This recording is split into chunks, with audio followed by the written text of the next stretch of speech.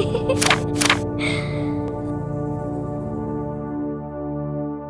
please tell me in the comments where you're listening from. I would love to interact with you legends. Now to the story. It started off way too perfect. Like suspiciously perfect. He'd been messaging me for a week, and he just had that calm, funny vibe. Not the usual try-hard type, more like someone who actually listened. He said he loved cooking and wanted to spoil me with something real. I don't know why that line worked on me, but it did. Maybe because I'd had one too many weird first dates that felt like interviews. So when he said he'd make dinner at his place, I thought, sure, what's the harm? His house was in this quiet area near the edge of town, one of those streets where all the houses look slightly different but equally expensive. It was already getting dark when I got there. The driveway lights came on automatically when I walked up, and for a second, it looked like something from a movie. He opened the door before I could knock, smiling, wearing an apron, and honestly, he looked normal. Friendly, even. The smell inside hit me immediately. Garlic butter, something roasted. It smelled incredible. The kind of smell that makes you instantly hungry even if you already ate. I joked in my head that at least if the date sucked, I'd get a good meal out of it. The kitchen was spotless, not in a bachelor kind of way, but like he actually cared about cleaning. Everything was organized, shiny counters, a huge fridge, a candle burning in the corner.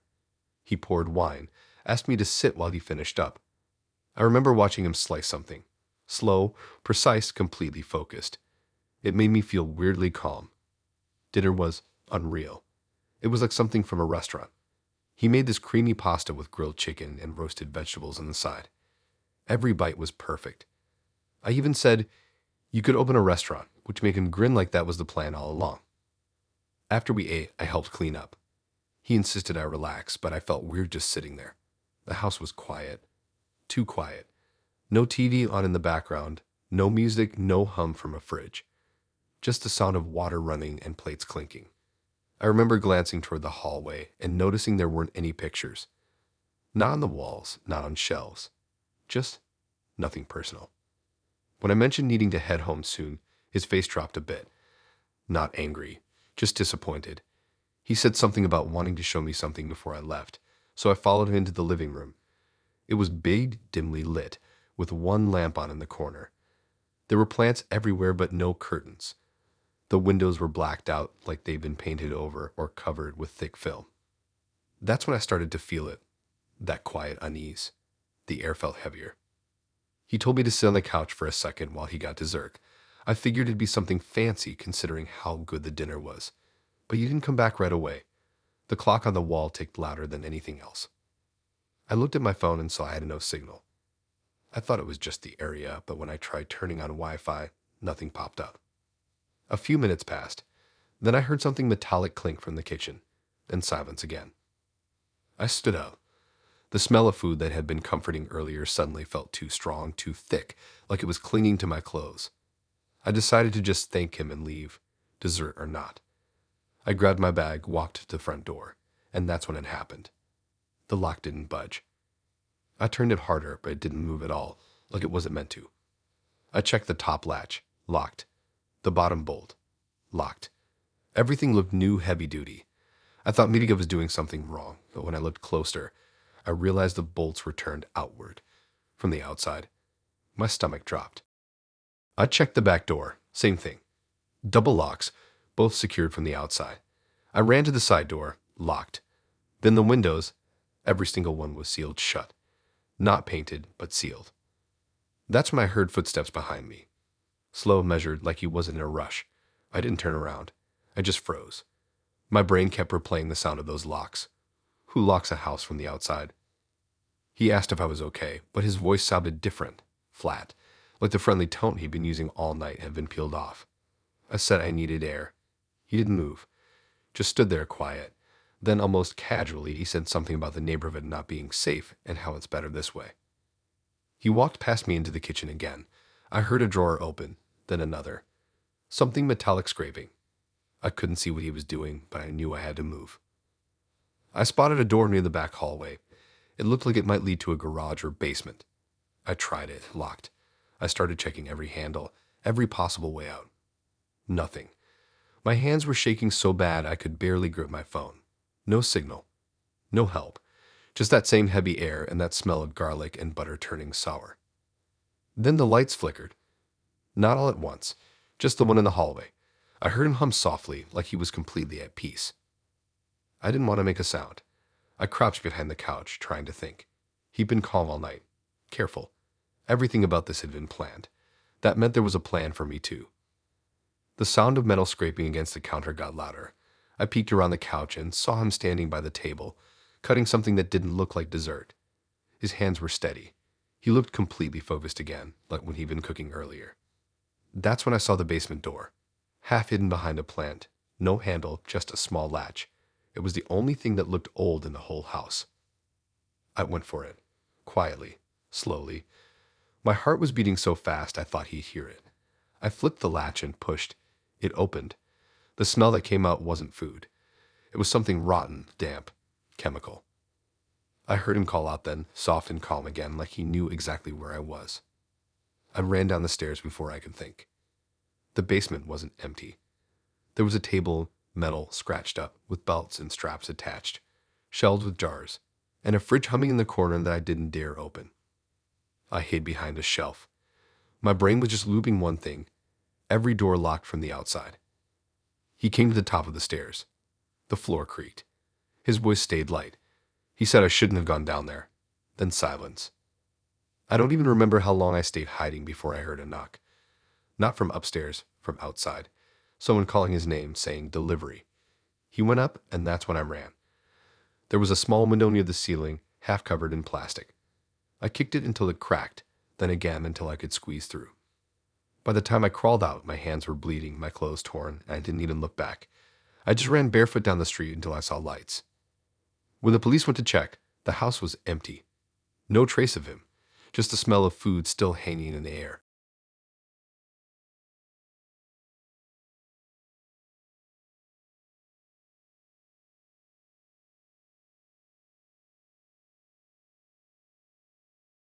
The date started off like any other, awkward messages, a few days of flirty banter, then plans to finally meet. I wasn't even sure why I agreed. Maybe I was bored, maybe curious. Her profile wasn't anything crazy. A few normal photos, short bio, nothing that screamed red flag. She just seemed chill, kind of mysterious, but not in a weird way. We met at the small cafe near the park, the kind that tries too hard to look vintage, but just ends up smelling like burnt coffee. I got there early. She texted she was running late, so I sat by the window scrolling through my phone, half thinking about leaving. Then she walked in. She looked exactly like her pictures, which threw me off. Most people catfish even a little, but she didn't. Same brown hair, same dark eyes. She smiled like she'd seen me before, not like someone meeting for the first time, more like she'd been expecting me. The conversation started normal. Basic stuff. Work, favorite movies, dumb small talk. But the way she spoke felt off. Like she already knew what I was going to say before I said it. I kept brushing it off, thinking maybe she was just observant. Then she mentioned my old dog. Not just, oh, you used to have a dog, but his name. Toby.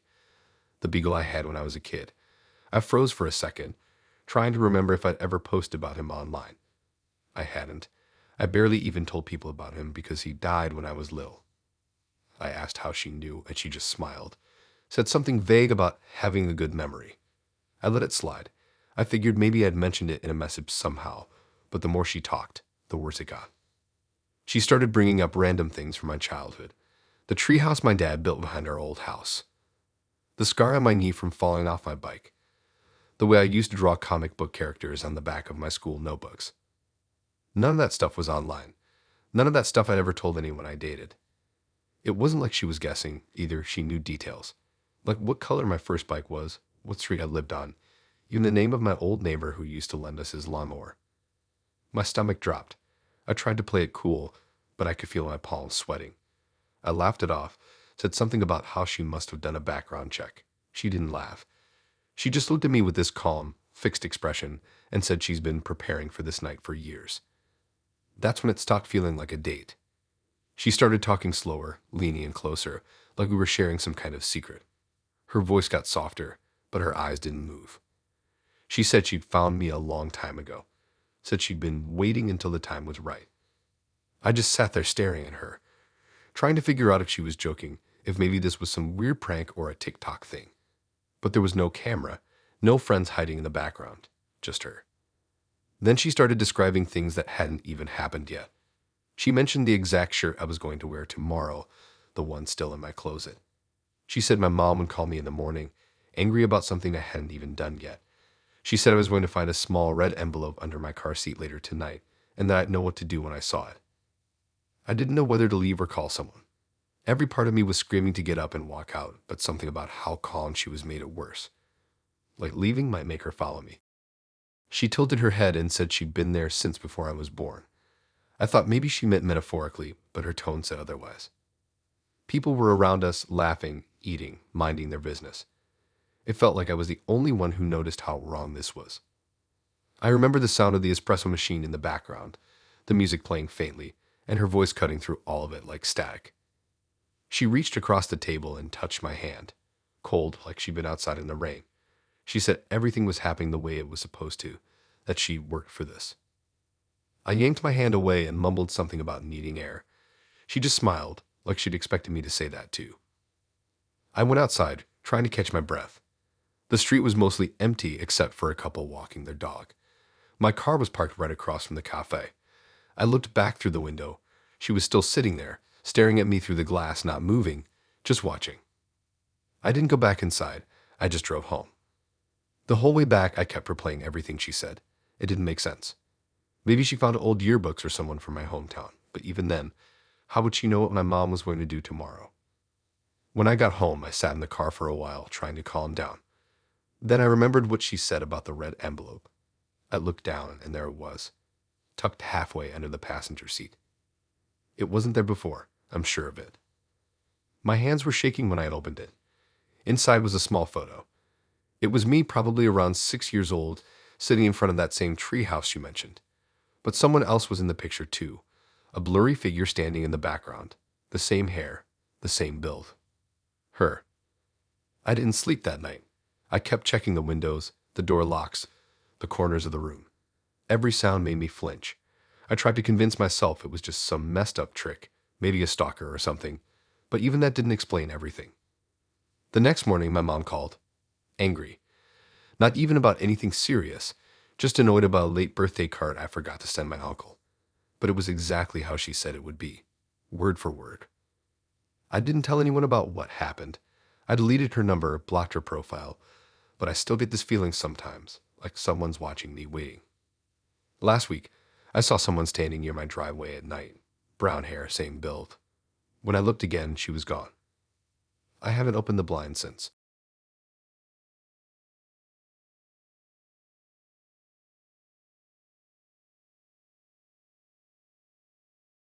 I remember thinking he was almost too normal. Clean shirt, easy smile, good manners. Not the type to make you uncomfortable. Just that kind of guy who seems like he's done this before, a lot. We met online, nothing crazy. Just a few weeks of casual talking, and he asked me out for dinner at this quiet Italian place downtown. He said it was one of his favorites. I didn't think much of it. I told my best friend, Mia, about him, sent her screenshots like I always do, and joked about how he looked like someone straight out of a toothpaste commercial. When I got to the restaurant, he was already there. He stood up when I walked in, smiled, pulled out my chair. All that movie date stuff. It felt weirdly perfect. I thought Vidya was finally having one of those normal, drama-free dates everyone else talks about. The restaurant itself was small, dim lighting, candles, that fake soft jazz playing in the background. We ordered, and he started talking about work, family, hobbies. He asked me things too, and actually listened. Every time I looked up, he was already watching me, nodding, smiling, like he knew what I was going to say next. But somewhere around the main course, I noticed something small that didn't sit right. He didn't blink much. Not in a creepy movie way, just rarely. Like he was focused on holding a perfect expression the whole time. And every story he told felt practiced, like he rehearsed it. Still, I brushed it off. Maybe he was nervous. Maybe I was overthinking. Then my phone buzzed. Just a normal notification at first, but when I glanced at it, my stomach twisted. It was a text from Mia. "Didn't you say your date canceled? I just saw him at the bar with another girl." I froze. I didn't move my face, didn't react, but my brain started running in circles. I looked at him again, still smiling, cutting his pasta, completely relaxed. My date hadn't canceled. He was right in front of me. I glanced back at the message, reading it again to make sure I wasn't losing it. The timing didn't make sense. Mia had texted literally while I was sitting here. She even attached a photo, a blurry one from across the room, but clear enough. The guy looked exactly like him. Same jacket, same hair. For a second, I thought maybe it was just some insane coincidence. Maybe this was his twin. Maybe she'd seen someone who just looked like him. But then he put down his fork, smiled, and said something about how quiet I'd gotten. I couldn't answer. I just mumbled something about checking my phone, and his smile didn't move. It stayed perfectly still. His eyes, though, they changed. Just a flicker, like he knew what was on the screen. I'd excused myself to go to the bathroom, and he said of course in this calm, slow voice that didn't match the one he'd been using before. I got up and walked toward the back, trying not to rush. The second I turned the corner, I texted Mia back. "What do you mean canceled? I'm literally with him right now." She replied instantly. "He texted you saying he couldn't make it, remember? Said he was sick. Look, I'll send a video." And she did. It was him, sitting at the bar, laughing, drink in hand, with another girl leaning against him. Same shirt, same hair, same face. My heart dropped. I just stood there staring at the video over and over again. I didn't even realize how long I'd been standing until someone came out of the bathroom behind me. I panicked and walked back to the table, but when I got there, my drink was gone. So was my phone charger I'd left on the table. He looked at me, same calm expression, but now his smile felt different, stiffer. His eyes were wide, locked on me like he was trying to study my reaction. I sat down slowly, trying to act like nothing happened, but my brain was spinning. The guy in the video couldn't be sitting here with me at the same time. That was impossible. Unless it wasn't him. Unless this wasn't the person I was supposed to meet. The weirdest part, his voice sounded slightly off now. Lower. I hadn't noticed it earlier, but every word he said had this dragged-out tone, like he was mimicking someone. He asked if I was okay again. I said I was fine, but inside I was counting the exits. There were two, one by the kitchen, one by the front. My bag was next to my chair, and my car keys were inside. I texted Maya under the table. "I think I'm with the wrong person." No reply. He kept talking about how nice it was to finally see me in person. He said something about how he waited a long time for this. My mind was barely processing anything. I just nodded and smiled like everything was fine. Then out of nowhere he mentioned my dad, said his name, said he was sorry about the heart attack. I hadn't told him that. I hadn't even posted about it anywhere. I just stared at him, trying not to react. He kept going, talking about my neighborhood and my old job, my dog's name. Everything sounded like it was coming from a script written just for me. I pretended to get a call, grabbed my phone, and stood up, saying I'd be right back. He didn't stop me. He just watched, his face blank now, like all the charm had drained away. I walked straight outside into the cold air, and that's when I noticed something. Parked across the street, in front of the bar Maya had mentioned, was the same black car I saw when I arrived. Same dent in the bumper. Inside it, someone sitting still in the driver's seat, staring at the restaurant. I got into my car, locked the doors, and texted Maya again. No reply. I looked back through the window of the restaurant, and he wasn't there anymore. His table was empty. Then my phone buzzed again, an unknown number. "Hope you like dinner. You look even better in person." I blocked it, started the car. As I was pulling away, I saw the man from the video, the real one, leaving the bar with the other girl. Same face, same jacket. But he looked relaxed, normal, completely unaware. Whoever I sat with wasn't him. When I got home, I checked his dating profile. Gone. Every message we'd sent had disappeared, like it was never there. Even the chat history with Mia, where I'd sent his pictures, was missing from my phone. I don't know how he did it or who he was pretending to be, but the next morning I found something under my car wipers, a folded napkin from that restaurant with my name written on it, in his handwriting.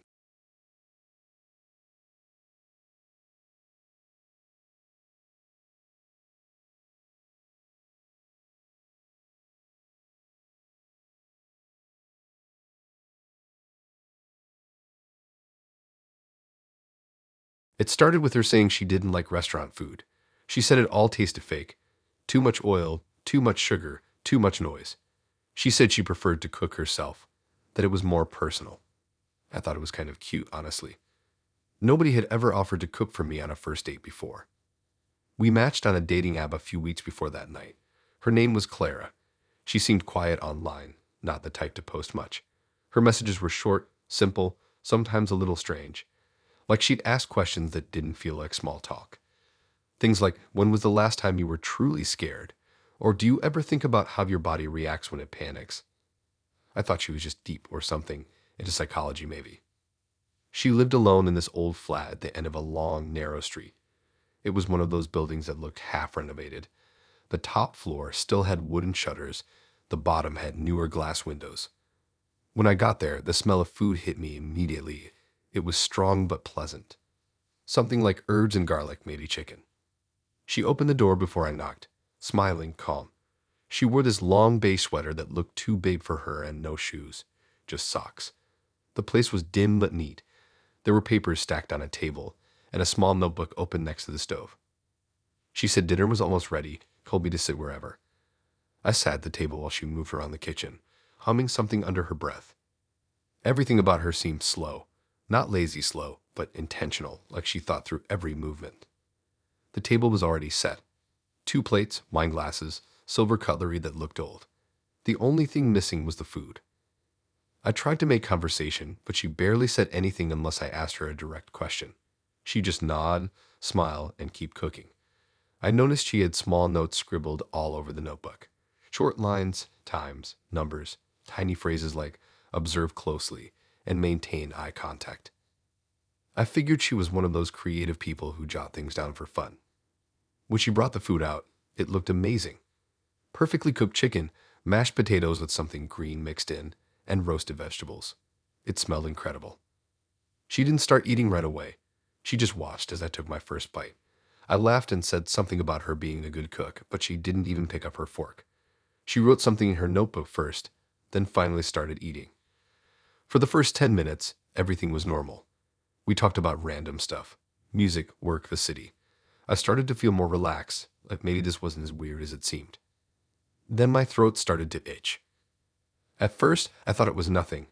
Maybe the wine or a crumb caught the wrong way. I coughed a bit and reached for my glass. But it got worse. The itching turned into burning, then tightening. My tongue felt swollen. My breathing started to get shallow. I pushed my chair back, trying not to panic. She didn't move. She just watched me. Her expression didn't even change. She took out that notebook again, flipped to a clean page, and started writing while I was still trying to catch my breath. I tried to say something, to ask what she put in the food, but no sound came out. I could barely breathe. I could feel my heartbeat in my ears. I reached toward her, and she just looked up, pen still in hand, and smiled slightly. Then she wrote more. Her handwriting was small, neat, fast. She glanced at me every few seconds, then back down to the page, like she was studying me. I stood up, nearly knocking over my chair. My vision started going blurry around the edges. I grabbed the counter for balance, and she just kept writing. Calm, focused, like I was a science project. I stumbled toward the sink, turned on the tap, splashed water on my face, but it didn't help. My throat was closing more by the second. I looked at her, trying to find some trace of panic or guilt, but there was nothing. Just curiosity. She watched every movement I made like she was memorizing it. Her eyes followed me as I leaned against the counter, gasping, trying to swallow air that wouldn't go down. She scribbled something again, nodded to herself, and then wrote faster. I knocked over the plate trying to reach for her glass of water, and it shattered on the floor. That finally made her pause. She set the notebook down and stood up. I thought maybe she'd help, call an ambulance, something. But instead, she walked over slowly and crouched down near the broken glass. She picked up one of the shards and turned it in her hand like she was studying how the light hit it. Then she said something under her breath, too quiet for me to hear. I backed away, half collapsing onto the floor. My breathing was ragged. I could barely see straight. She reached for her notebook again, wrote one last line, and closed it carefully, sliding it into a drawer. Then she just watched. It was silent, except for my breathing. Short, strained gasps that didn't feel like enough. I clawed at my throat, my chest, trying to make something open. My body was shaking. She tilted her head like she was curious about the sound I was making. Then she stood up, walked past me, and picked up my empty glass. She rinsed it out like nothing had happened, humming again. I don't remember what happened next. Everything went black for a while. Seconds, minutes, I don't know. When I opened my eyes, I was lying on the floor near the door. My throat still hurt, but I could breathe again, just barely. She was gone. The front door was open. The table was cleared. No food, no plates, no sign that anything had happened. The only thing left was the smell, faint herbs, garlic, and something sweet that now made my stomach twist. I got up slowly and stumbled out into the hallway. My head was spinning. I made it to the street and just kept walking until I found someone to call an ambulance. At the hospital, they said it was some kind of allergic reaction. They asked what I ate, but I couldn't even describe it properly. They said I was lucky to have made it out. I tried to explain about her, about the notes, the way she just watched, but even as I said it, it sounded insane. When I checked the app the next day, her profile was gone. Not unmatched, deleted like she never existed. A week later, I got a letter. No return address. Inside was a single torn page from a notebook. My name written at the top, followed by a few words. Subject reacted faster than expected. Try smaller dose next time.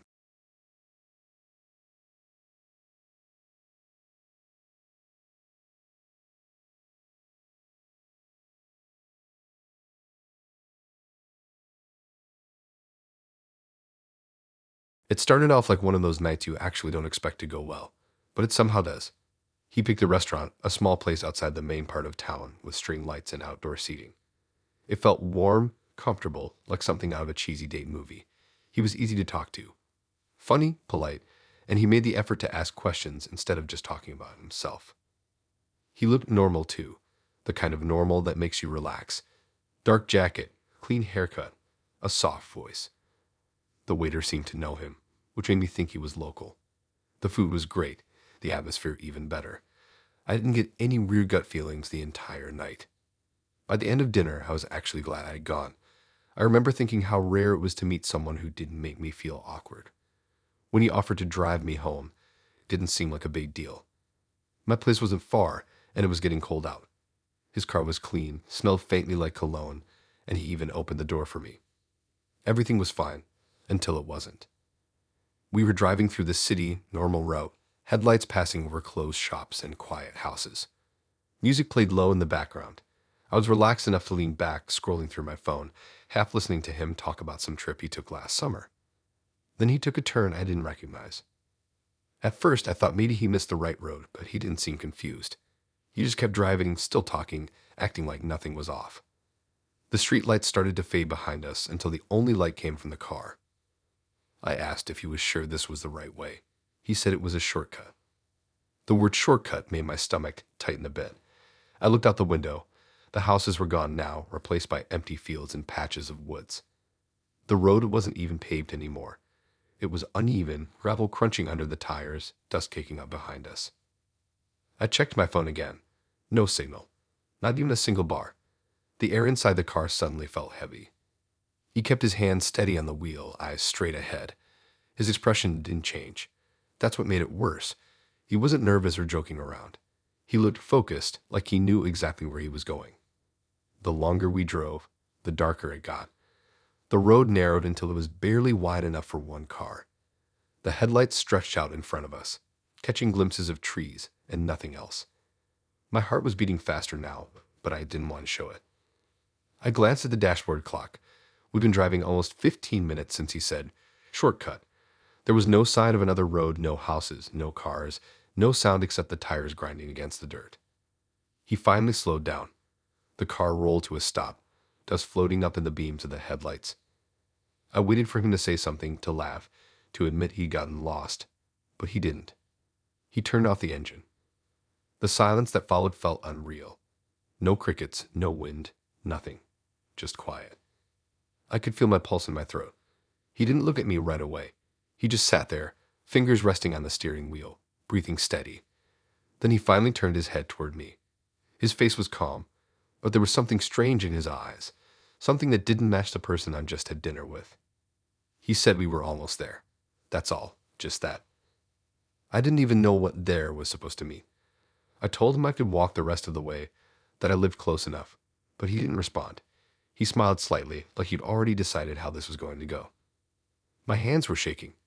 I reached for the door handle, trying to act like I just needed air, but it didn't open. Child lock. My chest tightened. I tried the window. Nothing. He noticed, but didn't react. He just kept looking ahead now, like he was waiting for something.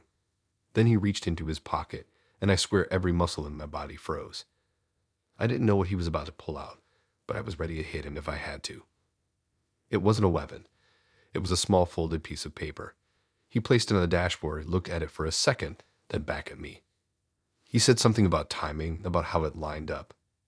His voice was calm, too calm. I didn't understand any of it. He got out of the car. My heart started pounding so loud and I could barely hear anything else. He walked around slowly, his footsteps crunching against the gravel. Then he stood outside my door and just stared through the glass. I didn't know what to do. Every instinct in me screamed to run, but I couldn't even move. He didn't open the door, didn't speak, just looked at me like he was studying something. Then, without warning, he stepped back, looked toward the woods, and started walking. Not fast, just steady, disappearing past the edge of the headlights. For a second, I thought he was trying to scare me, that maybe he'd jump out somewhere, but the longer I waited, the more the fear changed. He wasn't coming back. The only sound left was my breathing and the faint tick of the cooling engine. I climbed over to the driver's seat.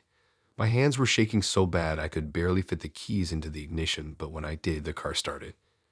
I slammed my foot on the gas, turning the wheel until I was back on the dirt road. I didn't care where it led. I just needed to get out. It took forever to reach pavement again. When I finally saw a gas station and I pulled over and got out, hands gripping the door like I needed proof I was actually out of that car. I looked back down the road. It was empty. No headlights, no sign of him, just darkness. I called a friend to come pick me up. When she arrived, I told her what happened, and she tried to convince me it was just some weird misunderstanding, that maybe he really did get lost or needed air.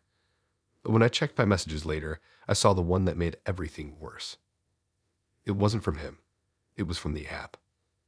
His account had been deleted 2 days before the date. The messages we'd sent were gone. The screenshots I'd taken of his profile were blank, like his name had never existed. And when I looked in the glove compartment of my car later that week, because I'd borrowed his jacket when it got cold and accidentally took it home, I found that same folded piece of paper from the dashboard. It had coordinates written on it. They led to the same dirt road.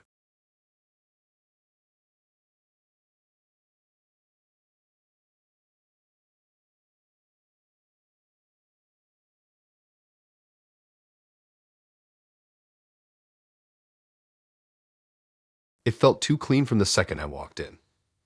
Like the kind of clean you see in rental listings, furniture perfectly placed, no fingerprints, no clutter, nothing personal anywhere. The smell of disinfectant hit first, then this faint, artificial sweetness, like a candle that had just been blown out. She'd invited me over for dinner after a few days of texting. Said she liked to cook and that her place was quiet. I didn't think much of it. We met through a friend of a friend, so it felt safe enough. The building looked normal from outside. Kind of old, but with that modern touch. Fake plants by the entrance, generic art on the walls. She buzzed me up, and I took the elevator to the 3rd floor. Her door was already open when I got there. She was standing in the doorway smiling. Not in a weird way, just polite. She said the food was almost ready and to make myself comfortable. The first thing I noticed was how empty the apartment looked. Not messy, just empty. There was a couch, a coffee table, and a TV that looked like it had never been turned on. No framed pictures, no coats by the door, no shoes, no keys on the counter.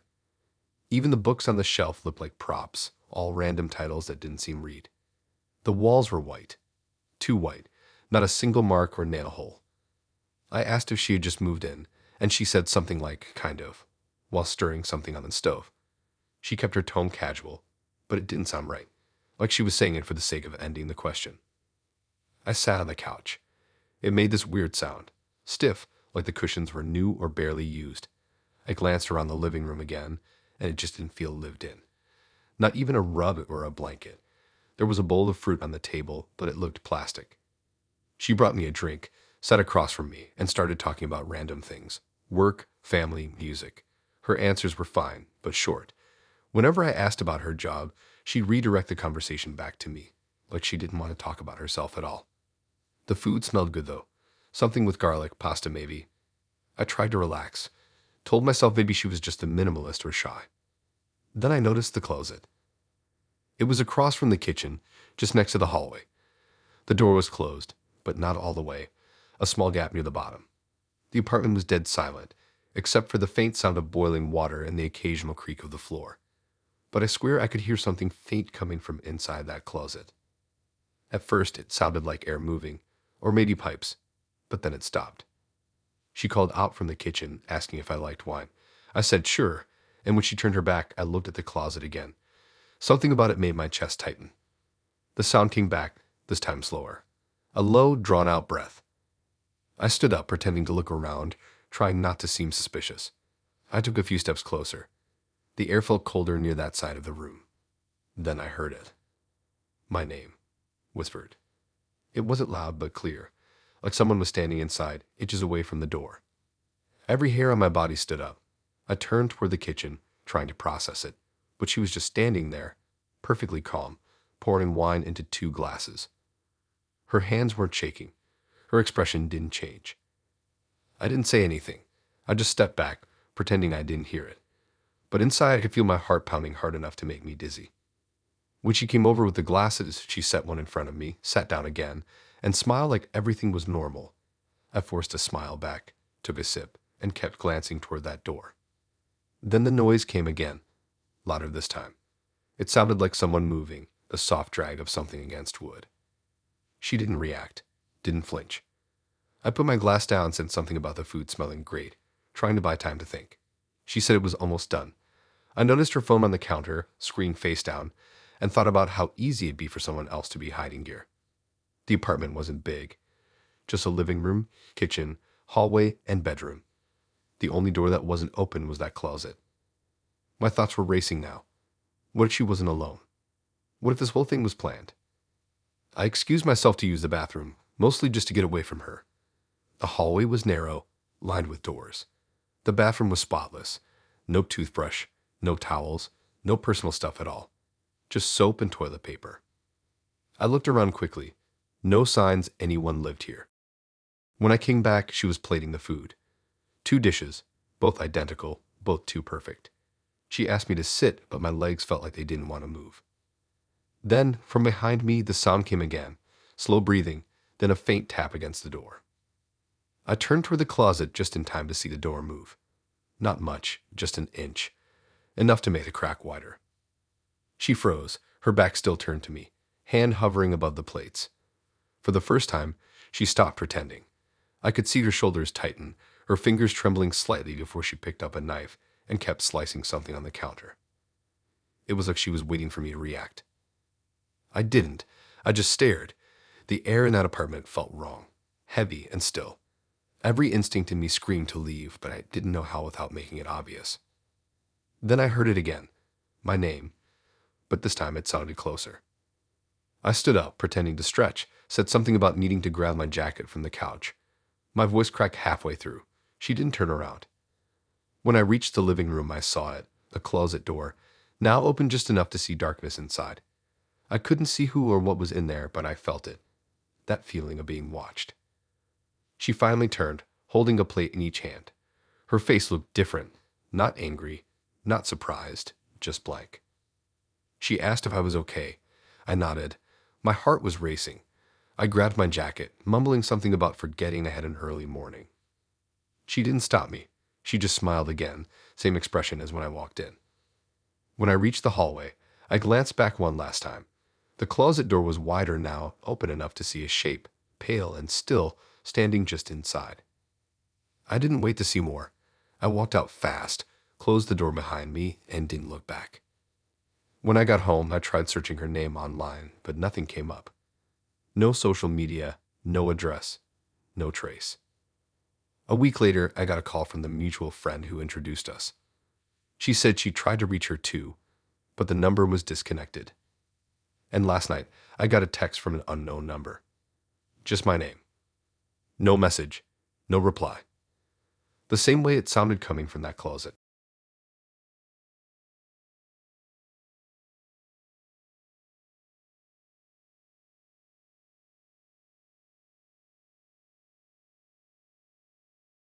The date went better than I expected.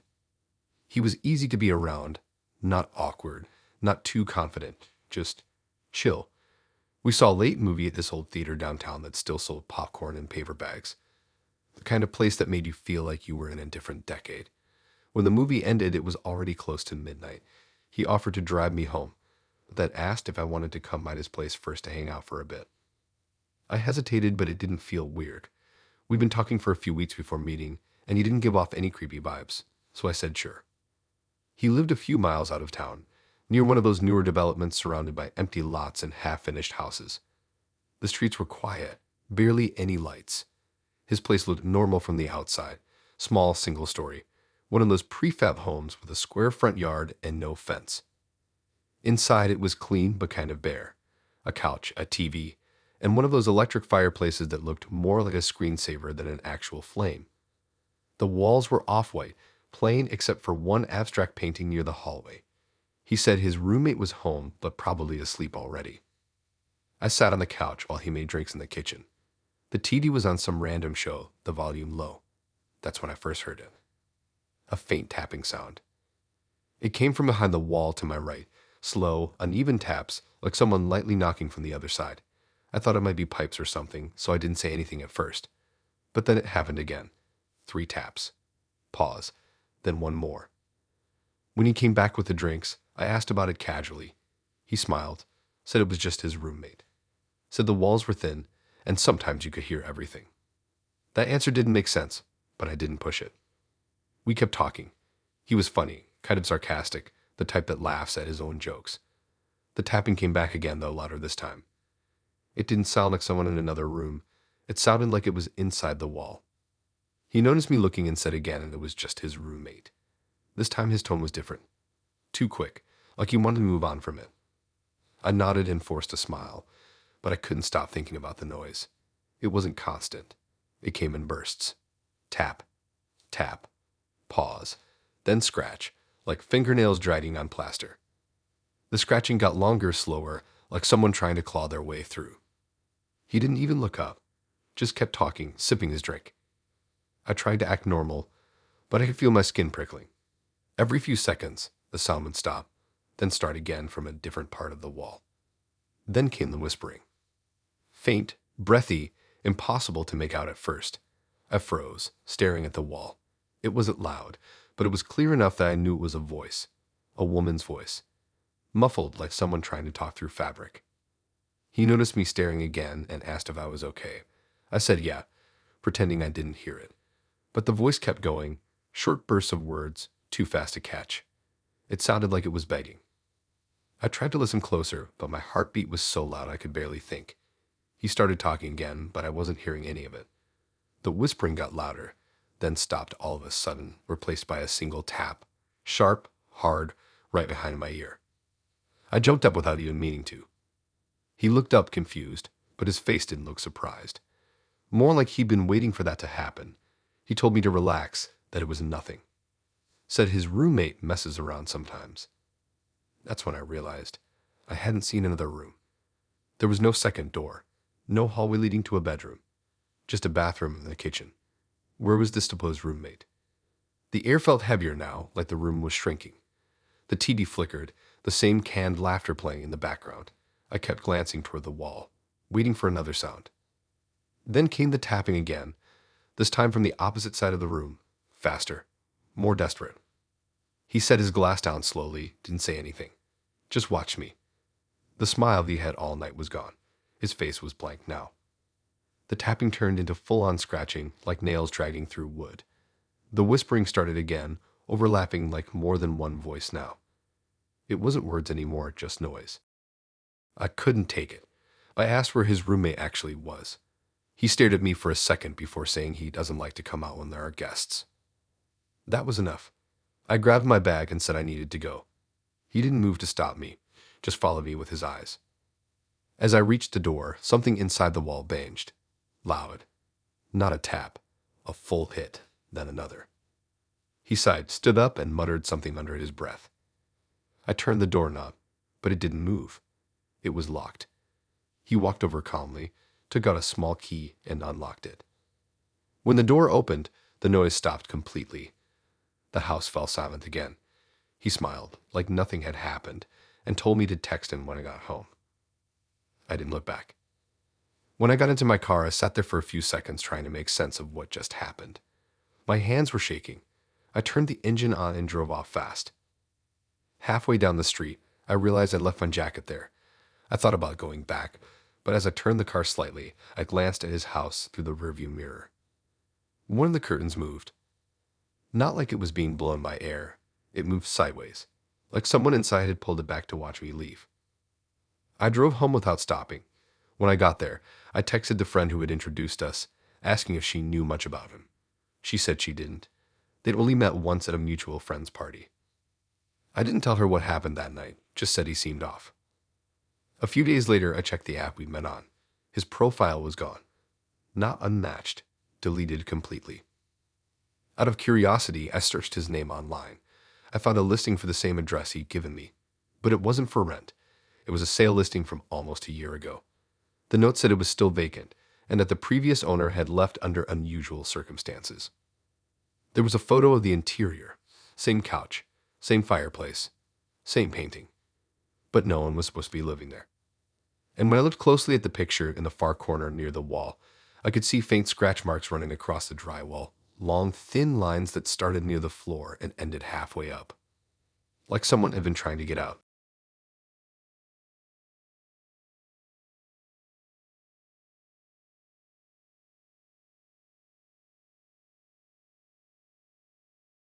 The second I saw her walk through the door, my stomach dropped. It was like watching a ghost stroll into the restaurant. Same brown eyes, same scar above the eyebrow, even the same nervous way she tucked her hair behind her ear when she laughed. I sat there staring like an idiot, phone halfway out of my pocket, wondering if I was losing my mind. Her name on the dating app was Lena. My ex's name had been Emma, but she looked identical. Not just a resemblance. Identical. Emma had been missing for 3 years. No note, no body, no answers. Just gone. I told myself it couldn't be her. Maybe a cousin, maybe coincidence. People say everyone has a look-alike, right? Still, when she smiled and walked up to the table, it felt like someone had pressed rewind on my life. We ordered drinks, made small talk, the usual stuff. I kept trying to act normal, but my brain was spinning. Every time she tilted her head or moved her hands, I saw Emma. Not someone like her. Her. Same voice, same laugh, same way she dragged her words when she got tired of talking. Halfway through the meal, I couldn't take it anymore. I asked if anyone had ever told her she looked like someone. She smiled politely, said no, and changed the subject. But I couldn't stop staring. It wasn't just looks. It was mannerisms. Habits. The tiny things no stranger could copy. She said she worked in marketing, lived in the city, had a cat named Milo. Emma had a cat named Milo, too. That's when I started to feel sick. I opened my phone under the table and scrolled old photos. There she was, me and Emma, laughing at some cafe. I turned the screen toward her. She froze, blinked, and leaned closer. For a moment, I saw something flicker in her eyes. Recognition. Then it was gone. She smiled again, but her voice sounded wrong. She said she'd never seen that picture before. Said the girl looked a bit like her, but it wasn't her. I felt my throat go dry. I showed her another picture, a selfie from our old apartment. Same face, same necklace, same mole near the collarbone. She laughed again, awkwardly this time, and said I must be mistaken. It didn't make sense. I knew every inch of that face, every detail. She even had the same chipped tooth. I kept scrolling, showing her more pictures, my hands shaking. She stayed calm, almost too calm, like she practiced this. Then she reached over and gently pushed my phone down. She said it was weird to bring up another girl on a date, even if she looked like her. I couldn't focus on anything after that. The restaurant noise faded. The lights above us felt too bright. I started wondering if this was some kind of prank, if someone had made a fake profile using her photos. But that wouldn't explain her being here, breathing, moving, talking. When she went to the restroom, I looked up her number on WhatsApp. No results. I checked her Instagram from the app again. It had no tagged photos, no friends, no posts older than 3 months. Everything about her seemed new, like she'd been made from scratch. She came back smiling, pretending nothing was wrong, but I could see it. her eyes darting toward my phone, checking if I'd found something. I tried to play it off, asked more about her job, her apartment, her friends. Every answer sounded like it came from a script. The weirdest part was how specific some of her phrases were. She used the same expressions Emma used to, the same little jokes, the same words. But when I asked where she picked them up, she said she didn't know. Something about that terrified me more than anything else. After dinner, she suggested we go for a walk. I almost said no, but I needed answers. The streets were empty, wet from earlier rain. We walked side by side, and for a few minutes it almost felt like old times. She talked about how quiet nights made her think clearer. That's exactly what Emma used to say. I asked if she'd ever been to the coast before. She said no, but I saw that hesitation, the tiny pause before she lied. Emma and I used to drive there every weekend. My hands were shaking again. I didn't even realize I'd said her name out loud until she stopped walking. She looked straight at me then. Her face went blank, like a switch had flipped. She said she didn't know who that was. But the way she said it didn't sound like denial. It sounded rehearsed. I pulled out my phone one last time and showed her a video, the last one I'd taken of Emma before she disappeared. She was laughing in the passenger seat, singing along to a song, wearing that same jacket, that same necklace. Lena looked at it for a long time. Her eyes glossed over, unfocused. Then she said something that didn't make sense, that she didn't like being filmed, that it made her feel wrong inside. I asked her what she meant. She looked at me with this strange, sad expression and said she should probably go. When I tried to follow, she turned the corner fast, disappearing between two buildings. I ran after her. The alley was empty. Just wet concrete and the hum of broken streetlight. I stood there for a long time, checking every direction. Nothing. Not a single sound. When I got home, I went straight to the police website and searched the missing persons list again, even though I'd done it 100 times before. And this file was still there, still marked as unsolved, still listed as presumed deceased. The next morning, I got a message from an unknown number. It was a selfie, me and her at the restaurant last night. The caption said, "You looked happy." I checked the number. No contact photo, no info. I tried calling. It went straight to a dead tone. I didn't sleep that night. 2 days later, I went back to the restaurant.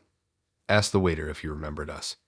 He said he remembered me, but that I'd eaten alone. So the chair across from me stayed empty the whole time.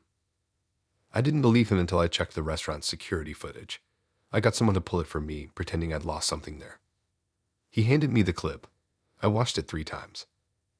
It showed me sitting alone, talking, laughing, holding up my phone to someone who wasn't there. No second plate. No drink across the table. No one walking out with me. Just me. That night, I went through my phone again. Every photo of her was gone. Even the one she'd sent from the unknown number. All that was left were my old pictures of Emma, and in the last one, I swear her expression had changed. She wasn't smiling anymore.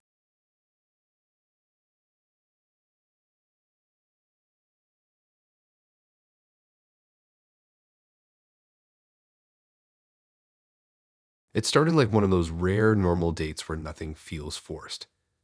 No awkward silences, no fake smiles, just easy conversation that somehow stretches until hours disappear. His name was Ethan. We met on a dating app I almost deleted the week before. He messaged first, nothing cheesy, just commented about a movie on my profile. He seemed funny, kind of shy in a good way, and his photos didn't look filtered or staged. He had that real, messy charm to him. Slight scruff, casual hoodie, bright smile. We met at a small cafe downtown, one of those cozy spots that always smells like cinnamon and burnt espresso. He was already sitting by the window when I arrived. I remember thinking he looked exactly like his pictures, just softer in person. His voice was calm, low but warm, and he smiled with his eyes, which sounds cliché, but that's literally the only way to describe it. We ordered coffee and talked about random things, music, travel, how both of us hated group chats. He told me he used to play guitar, but stopped after a rough year. I didn't ask what happened. The way he said it sounded like something personal. When I went to pay for my drink, he'd already covered it. Said it was a nice first impression tax. I laughed at that. We walked for a while after. The streets were quiet, and every once in a while, a car passed by slowly. I remember glancing at his reflection in a shop window. He looked oddly distant, like he wasn't fully there. But then he looked back at me and smiled again, and that weird feeling disappeared. By the time he dropped me off near my apartment, it was close to midnight. He said he had an early morning but wanted to see me again soon. We hugged, not awkward, not too long, and he walked back toward the bus stop. I watched him until he disappeared around the corner. The next morning, I texted him. Just a simple "last night was fun." He didn't reply, but I didn't think much of it. People get busy. Then another day passed, still nothing. By the third day, I started to overthink it. Maybe I said something weird, maybe he wasn't into me after all. I checked his profile on the app. Gone. Not unmatched, completely deleted. I tried searching his number, but it just said not available. That's when I got curious. I looked him up on Facebook first. Nothing. Then Instagram. Still nothing. It was like he didn't exist. I remembered he mentioned the small town he grew up in, so I searched his name along with that location. A few results popped up, mostly random people, but one caught my eye, a news article. It was dated from 2 years ago. The headline said, "Local man dies in single car accident on Route 9. I clicked on it. His face was right there. Same messy hair, same crooked smile. The photo was from his college graduation, according to the caption. The article said his car hit a tree late at night after losing control. He was pronounced dead at the scene. I remember just staring at the screen, reading it over and over, trying to convince myself I was mixing people up. The name was common enough. Maybe it was someone else. But the photo killed any doubt. It was him. I sat there for hours, scrolling through the article, the comments, everything. His family had posted tributes. Friends leaving messages on his old profile, talking about how much they missed him. His funeral had been in the same city we met in. I felt sick. The next day, I told myself it had to be a coincidence. Maybe someone used his photos on a fake profile. That made sense, right? But then I thought about how real everything felt. The way he spoke, how specific his stories were. The smell of his jacket when we hugged. The warmth of his hand when he handed me the coffee.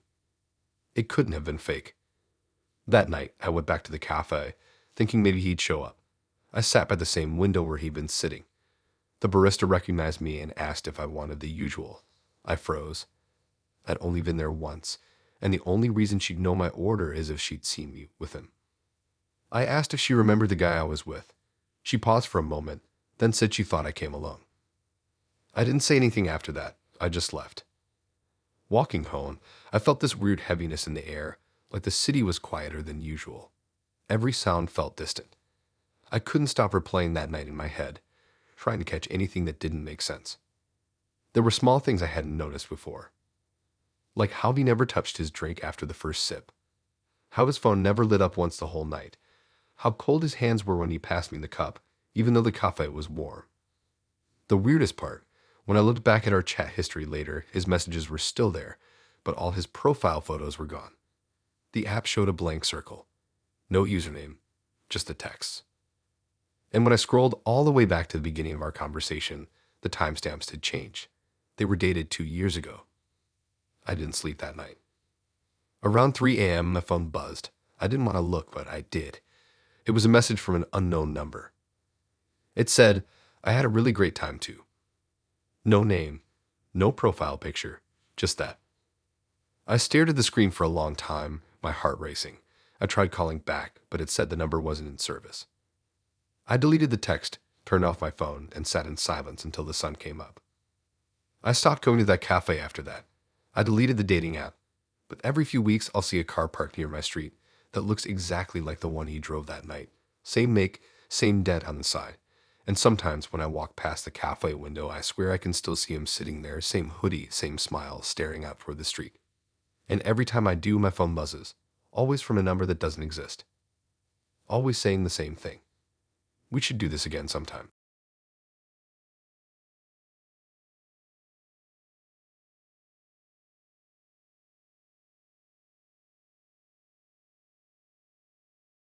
It was one of those awkward first dates that actually turned out pretty good. We met online, talked for a few weeks, and finally decided to go for dinner and drinks at a small place near the river. She was easy to talk to, funny, and even though the conversation had a few quiet spots, it felt natural, not forced. When it got late, I offered to get her a rideshare since she lived in the same direction as me. She laughed and said we could share one to save time. It sounded simple enough. The car pulled up outside the restaurant, a black sedan, spotless, engine already running. The driver didn't say much, just gave a nod when we got in. I sat behind him. She slid into the seat next to me. The faint smell of air freshener mixed with something else, something chemical. At first, it was normal. The car moved smoothly through the city streets, lights flashing past the window. She leaned her head on the seat, scrolling on her phone, while I stared out the window, watching the reflection of passing headlights slide over her face. Then, about 10 minutes in, something felt off. We passed the exit that led to my area. I figured maybe he was taking a different route because of traffic, so I checked the GPS on my phone, but the app said destination unavailable. Just a blank line where the address should have been. That's when I looked up and realized we were on a stretch of highway I didn't recognize. The driver didn't say a word, both hands on the wheel. No music, no small talk, no sound except the hum of the tires against the road. I leaned forward slightly to ask, but she put her hand on my arm before I could. Her face was calm, completely still.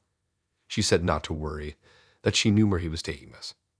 Her tone was soft, steady, almost comforting, but something about it made my skin crawl. I laughed nervously, thinking maybe it was a joke, but she didn't smile. She was still looking straight ahead, eyes locked on the road. The driver kept going, passing another exit, then another. My stomach started to twist. I glanced at her again. She wasn't looking at her phone anymore. She had both hands folded neatly on her lap, eyes wide open, breathing slow and even, like she'd been here before. I checked my phone again. No service. Not a single bar. Outside, the city lights faded into darkness. The only thing ahead was the long, empty highway and the occasional flash of reflective signs. The dashboard clock said 12:42 a.m. I asked where we were going, trying to keep my voice steady. She turned her head toward me slowly and said again that she knew. She said it like she was sure of it, like it was something she'd been waiting for. I leaned forward and asked the driver if he could stop. He didn't respond, didn't even twitch. His head was perfectly still. That's when I noticed something about his neck. A faint line running across the skin, thin and pale, like a healed scar. It looked surgical. I sank back into the seat, my heart pounding now. The air inside the car felt heavy, thick, like there wasn't enough oxygen. She noticed me staring and smiled, finally. A slow, tired smile. She said something about how peaceful it felt to finally be on the way. I asked what she meant, but she didn't answer. She just kept smiling, eyes on the road ahead. The car turned off the main highway then, not onto another road, but a narrow dirt path that led into a wooded area. The sound of the tires changed from smooth humming to deep crunches. I could see trees passing the headlights, branches scraping the windows like fingers. The driver finally spoke. His voice was flat, low, almost mechanical. He said something I couldn't understand, like it wasn't in English. She nodded. That's when I noticed she wasn't wearing her seatbelt anymore. I hadn't even seen her take it off. I reached for my phone again, tried to text, but the screen just glitched, flickering between static and darkness. My hands were shaking now. I tried the door handle, locked. I pulled harder. Nothing. The driver sped up slightly. The car bounced along the dirt road, engine straining. She looked at me again and whispered that it wouldn't be long now. Her face looked different, softer, almost distant, like she wasn't really there anymore. The headlights caught something up ahead. A clearing, maybe. The road widened, and I could see the outline of old rusted cars scattered around like they'd been dumped there years ago. The driver slowed down and stopped in the center, turned off the engine. No one spoke. The silence was loud enough to feel. Then I heard it, a low noise from somewhere outside. Not the car, not the engine. It was this dull, echoing sound, like wind moving through a tunnel. She opened her door. I didn't even see her unlock it. She stepped out slowly, barefoot, her shoes still sitting on the floor of the car. The driver turned his head halfway toward me, just enough for me to see that his eyes weren't moving. They were open but unfocused. His face didn't change. I bolted for the other door and yanked the handle as hard as I could. It opened, I stumbled out, nearly falling onto the dirt. The air outside was freezing. The smell of wet earth and something metallic hung in the air. I looked around. Trees in every direction, no signs, no lights, just blackness. When I turned back toward the car, she was gone. The driver was still sitting there, staring straight ahead. Then the headlights flicked back on by themselves. For a second, I thought I saw something reflected in the glass, shapes moving between the trees. Too fast to make out. I started running. I didn't even know where I was going, just away. My shoes slipped in the mud and my lungs burning. Eventually, I found the road, an actual paved one, and flagged down a truck driver who let me use his phone to call the police. They searched the area where I said the car had stopped. They didn't find anything. No dirt road. No clearing.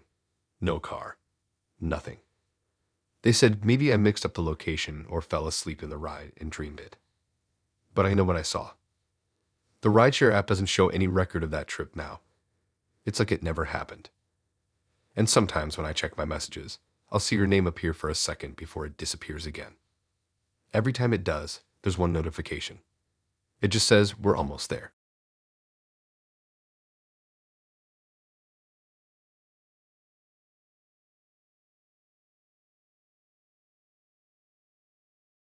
I should have known something was off when she said it was a unique dinner party.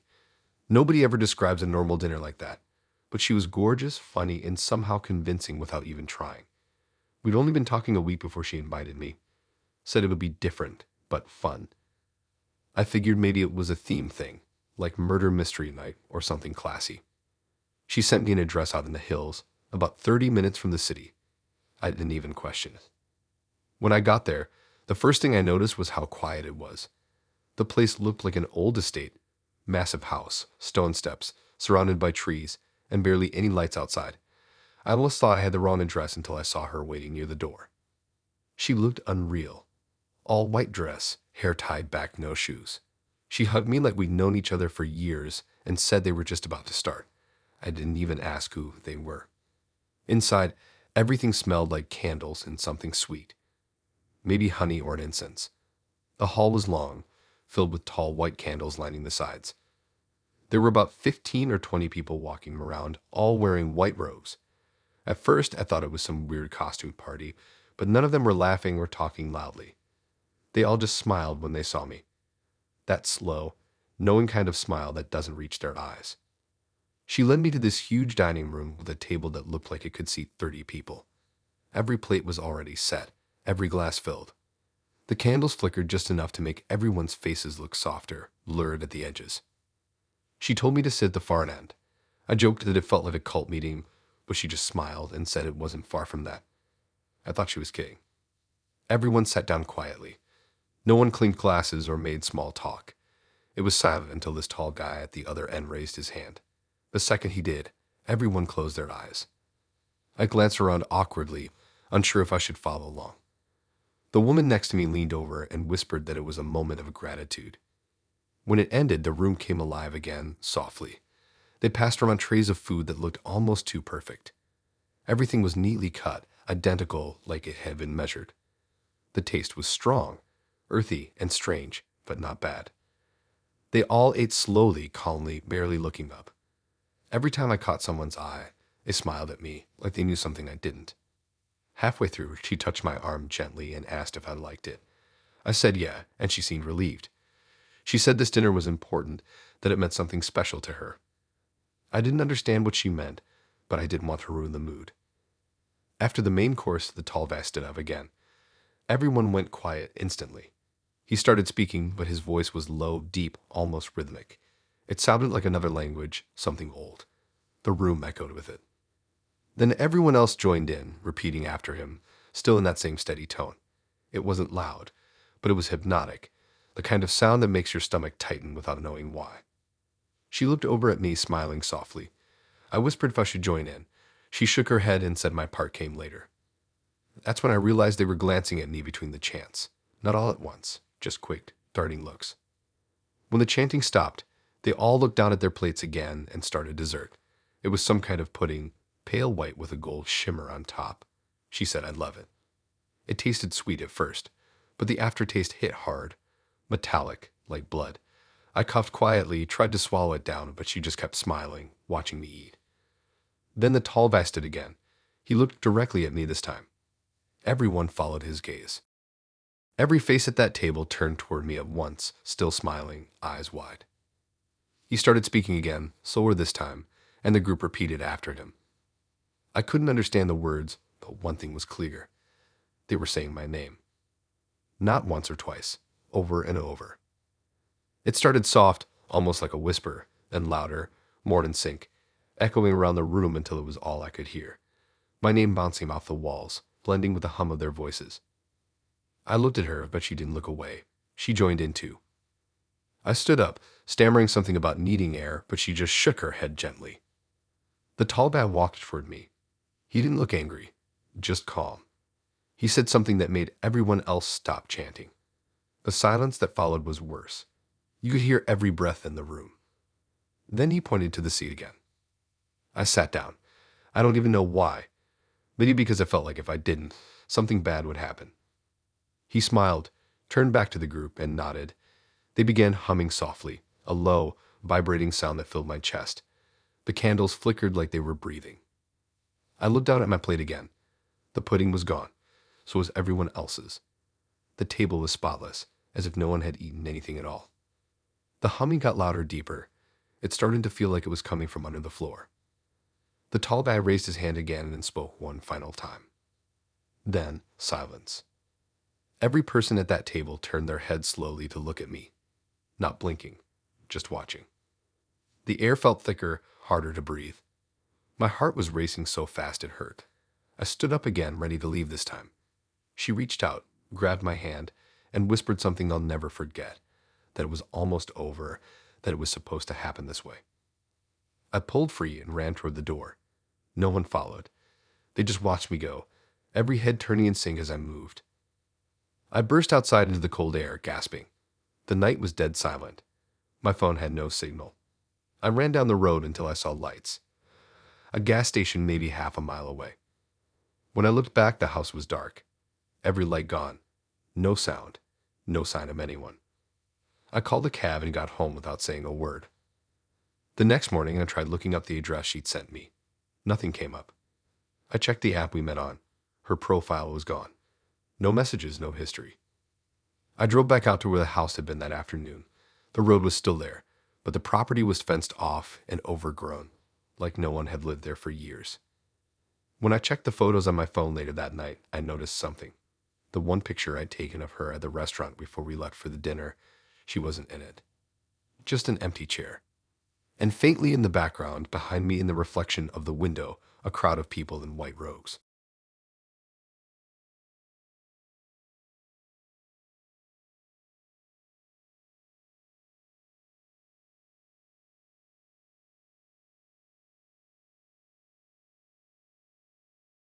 It was supposed to be one of those easy, low-pressure first dates. No fancy restaurants, no awkward small talk. Just pizza, a movie, and hanging out. I'd met him through a friend's coworker, so it didn't feel sketchy. He was normal. Funny, actually. Kind of quiet, but in that calm, confident way. He lived just outside the city in one of those apartment complexes that all look the same. Clean, kind of modern, too perfect.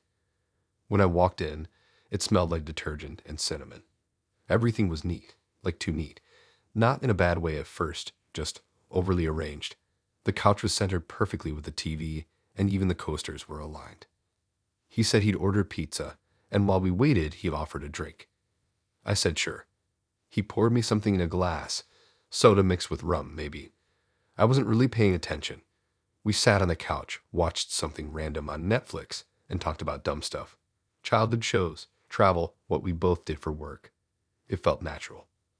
About half an hour in, I got up to use the bathroom. It was small but spotless, like everything else. White walls, folded towels, a single candle burning on the counter. I remember thinking it was weirdly quiet, the kind of silence that makes your own breathing sound too loud. While I was washing my hands, I noticed something near the mirror. A tiny red flicker like a reflection. I looked closer, but it wasn't the mirror. It was coming from the air vent above it. At first, I thought it was just part of the vent system, maybe a power light or something. But it blinked, slow and deliberate. Not constant, not random. I stepped closer. It looked like a small round lens tucked inside, barely visible through the vent slats. The blinking red light wasn't the kind you see on smoke detectors. It was sharper. familiar in a way I didn't want to recognize. My chest tightened. I stood there staring at it, trying to convince myself it wasn't what it looked like. Maybe it was a motion sensor, maybe something else. But the longer I stared, the clearer it got. It was a camera. My hands started sweating. I leaned back trying to think. Should I pretend I didn't see it? Should I confront him? The thought of going back into the living room made me feel sick. I turned off the tap slowly and forced myself to breathe normally. I looked around again, at the mirror, the corners, even the floor. Everything looked ordinary, but I couldn't shake the feeling that it wasn't just that one vent. When I stepped out, he was still on the couch, scrolling through his phone. He looked up, smiled, asked if everything was okay. I nodded, trying not to look panicked. My voice came out too calm. He handed me a slice of pizza, still warm, and asked if I wanted another drink. I said sure, just to keep him from noticing anything was off. My hand was shaking a little when I took it. I needed to get out, but I couldn't just run for the door. It was too obvious. I tried to act distracted, laughing at something dumb on the TV, but my mind was going a mile a minute. I glanced around the room. There was another vent near the ceiling, smaller, same red blink. My stomach dropped. I tried to angle myself casually, pretending to stretch, and there it was again.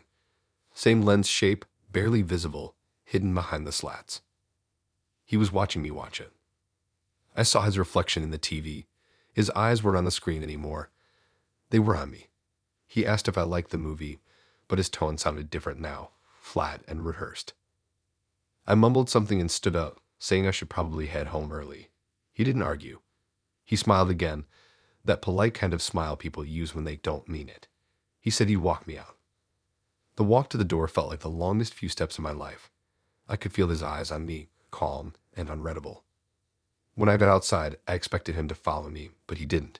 He just stood in the doorway and waved like everything was normal. I forced a wave back, walked fast to my car, and didn't look back until I was halfway down the street. That's when my phone buzzed. A text from an unknown number. It said, "You looked beautiful tonight." No name, no emoji, just that. I froze, checking the number, not his. I didn't text back. I just drove home, heart pounding so hard it made my vision blur. I locked my doors, turned off my lights, and sat in silence for a while. After about an hour, I worked up the nerve to tell my friend. She said we should report it, so we did. A week later, I got a call from a detective. He said they found several small hidden cameras inside his apartment. In the bathroom vent, behind the mirror, even in the smoke detector above the couch. Each one was linked to a private server. When they checked the recordings, they found footage from months ago. Not just of me, dozens of women. The detective said the guy wasn't even on social media under his real name, the friend's coworker I'd been introduced through. They'd never heard of him. His apartment was rented under a fake ID. They were still trying to trace where the videos went. A few nights later, I woke up to another text. Same number. "I liked the way you looked at the camera." The police traced it, said it came from an unregistered phone that last pinged near the same apartment complex. But here's the part that still makes me sick. They went back to check the building, and the landlord said the apartment had been vacant for months. The guy I met wasn't on any lease. The key he used didn't match any issued copies. I deleted every app I'd met him on, changed my number, and moved cities a month later.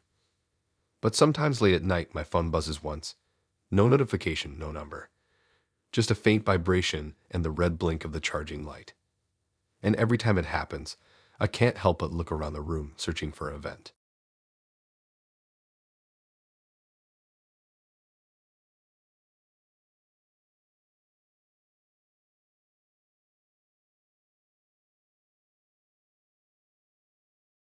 I should have said no when he mentioned his family. No one brings someone home on the first date, but the way he said it sounded harmless, like it wasn't a big deal. He said they were having dinner that night anyway, and I could just stop by, no pressure. We'd been talking online for a few weeks before this. He was sweet in messages, funny, polite, didn't come off weird or pushy. His name was Dylan. We talked about movies, music, how he worked from home fixing electronics. He seemed normal enough, so I figured why not. He picked me up around 6 in this old beige car that smelled faintly like pine. He was dressed neatly, almost overdressed, button shirt tucked in perfectly. I joked about it, but he just smiled and said his family likes tradition. The drive took us out of the city, past neighborhoods, then open fields, then patches of woods that stretched for miles. I started to get that sinking feeling, the one where everything suddenly feels too far away. But I kept quiet. The road wound up a hill before turning into a long gravel driveway leading to a massive house surrounded by trees. It didn't look modern, more like something out of a painting. Big porch, white pillars, all the lights on. The air smelled like dirt and burning wood. When we got to the front door, he knocked even though it was his house, which felt strange. The door opened instantly, like someone had been waiting. His family looked perfect. Too perfect. His mom stood in front. Tall, thin, hair tied back so tight it didn't move. Behind her was his dad, wearing a sweater vest and smiling like he'd been practicing it. Then there was his younger sister, maybe 13, in a white dress with her hands clasped together. They all greeted me at once. Not one after the other. At once, like they rehearsed it. The mom took my coat, thanking me for coming so soon. Her voice was soft but monotone, and her eyes didn't move when she spoke. The sister giggled quietly, staring at me like I was a new toy. The house was spotless. Polished floors, white curtains, no dust anywhere. Everything smelled faintly of lavender and bleach. There were framed family photos on every wall, but all the smiles looked identical. Same tilt of the head, same lighting, same weird lifeless expression. Dinner was already set. The table was long enough for 10 people, even though there were only 4 of them. Everything matched. The plates, the utensils, even the napkins folded into perfect triangles. I sat between Dylan and his mom. The dad sat at the head, posture straight, like he was posing for a picture. The food looked fine. Chicken, potatoes, green beans. But when I took a bite, it tasted like nothing. No seasoning, no salt, no flavor at all. Dylan ate quietly, cutting everything into perfect cubes. His mom kept watching me, smiling the entire time without blinking. They asked about my family, normal questions at first, but the way they reacted felt off. Every time I answered, they'd glance at each other, almost like they were checking for approval. The sister didn't talk much. She just watched me eat, her head slightly tilted, eyes wide open. Every now and then she'd whisper something to her mom, who nodded slowly. Halfway through dinner, the dad put down his fork, smiled wider, and said something that made my stomach drop. He said I'd make a perfect addition. Everyone else nodded, even Dylan. I laughed awkwardly, thinking it was a joke, but no one else laughed. The silence after felt thick, heavy. The mom reached across the table and touched my hand. Her skin was cold, almost waxy. She said something about how rare it is to find someone suitable. That's when I decided I was done eating. I excused myself to the bathroom, pretending I needed to make a call. The hallway was lined with more pictures, every one of them showing the same 4 faces, same clothes, same smiles. But in one photo near the end of the hall, there was a 5th person. A woman. Younger. I couldn't see her face clearly. It had been scratched out. The bathroom was spotless too, like it had never been used.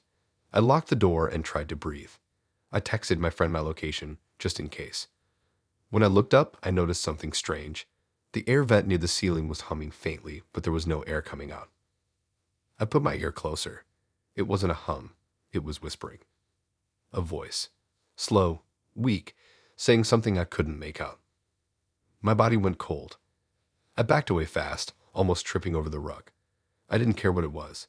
I just wanted out. When I opened the door, Dylan was standing there, not smiling anymore. His expression was blank, like he was waiting for me to come out.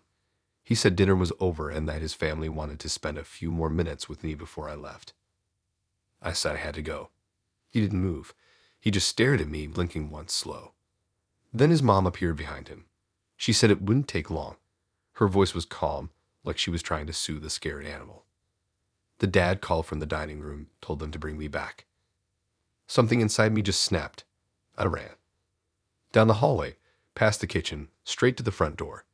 But when I grabbed the handle, it didn't turn. It wasn't locked. It just wouldn't move, like it was stuck. The sister started giggling again behind me. I turned around. They were all standing in a row at the end of the hall, perfectly still, watching. Dylan took a step forward. His mom followed. Their footsteps didn't sound right. Too light, too synchronized. I backed up, my heart racing so hard I could feel it in my throat. Then I saw the back door through the kitchen. I sprinted for it, yanked it open, and didn't stop running until I hit the road. I didn't look back. When I finally got to a gas station, I called a cab and told the driver to just take me anywhere with streetlights. I didn't even go home that night. I stayed with a friend, shaking, trying to make sense of what just happened. The next morning, I looked up the address online. There wasn't one. No listing, no property records, nothing. Even when I checked maps, the road just ended before the hill. I tried calling the number he used to text me. It said disconnected. I blocked it anyway. 2 days later, I had a letter in the mail, no return address, just my name written neatly across the front. Inside was a single photo. Me, sitting at that dinner table. And behind me, standing in the corner of the room, was a figure I hadn't noticed that night, dressed in white, smiling at the camera, eyes wide open.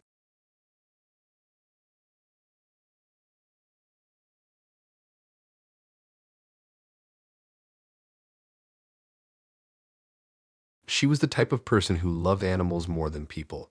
At least, that's what her profile said. Every photo she had was with something fluffy. A cat on her shoulder, a dog licking her face, even a raccoon once.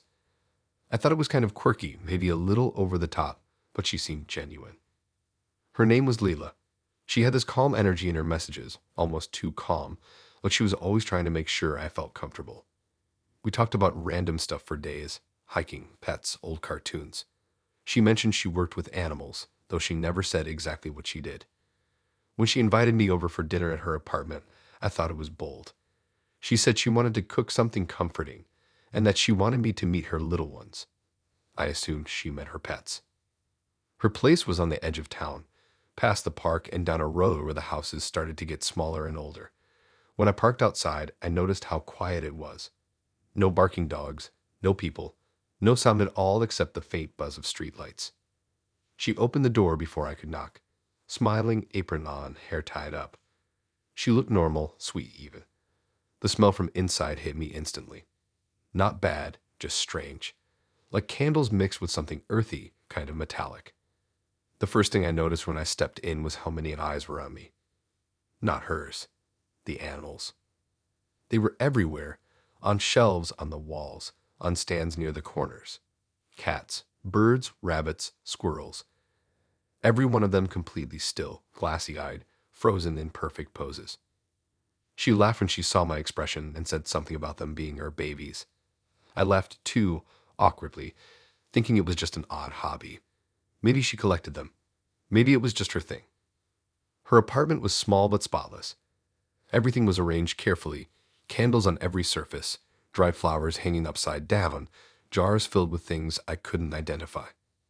Dinner was already set on the table, stewed bread, and something that smelled faintly like rosemary.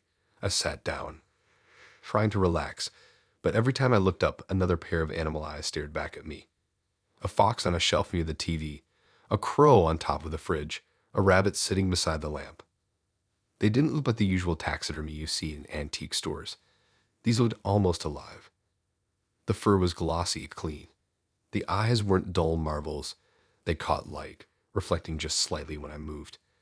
Even the positioning felt too natural, like they were mid-motion, paused halfway through whatever they were doing before being frozen in time. She talked while we ate, mostly about her love for animals. She said she always hated seeing them suffer, and that she wanted to preserve them the way they should be remembered. I nodded politely, even though the way she said it made my stomach twist a little. I asked how long she'd been doing it, meaning taxidermy. She just smiled and said, "Not long." Then she changed the subject to my job, as if she didn't want to talk about it. I tried the stew. It tasted fine, maybe a little off. I couldn't tell if it was the seasoning or the thought of all those glass-eyed creatures surrounding us. After dinner, she offered to show me her workspace. I didn't really want to, but she seemed excited, so I agreed. She led me down a narrow hallway to a room at the back. The smell hit before I even got there, stronger this time, sharp and raw, like clean chemicals mixed with something rotting underneath. When she opened the door, I saw everything. It wasn't a workshop. It looked like a lab crossed with a butcher's kitchen. Tables lined with knives, needles, bottles of preservatives, and gloves stained with something dark. There were shapes under sheets on one side. I didn't want to look too closely, but I could see tails sticking out. She walked inside casually like it was nothing and started talking about how time-consuming her work was. She picked up a small bird from one of the tables and stroked its feathers like it was still alive. Its eyes were wet, too clear. I realized then, these weren't old specimens. They were new. Fresh.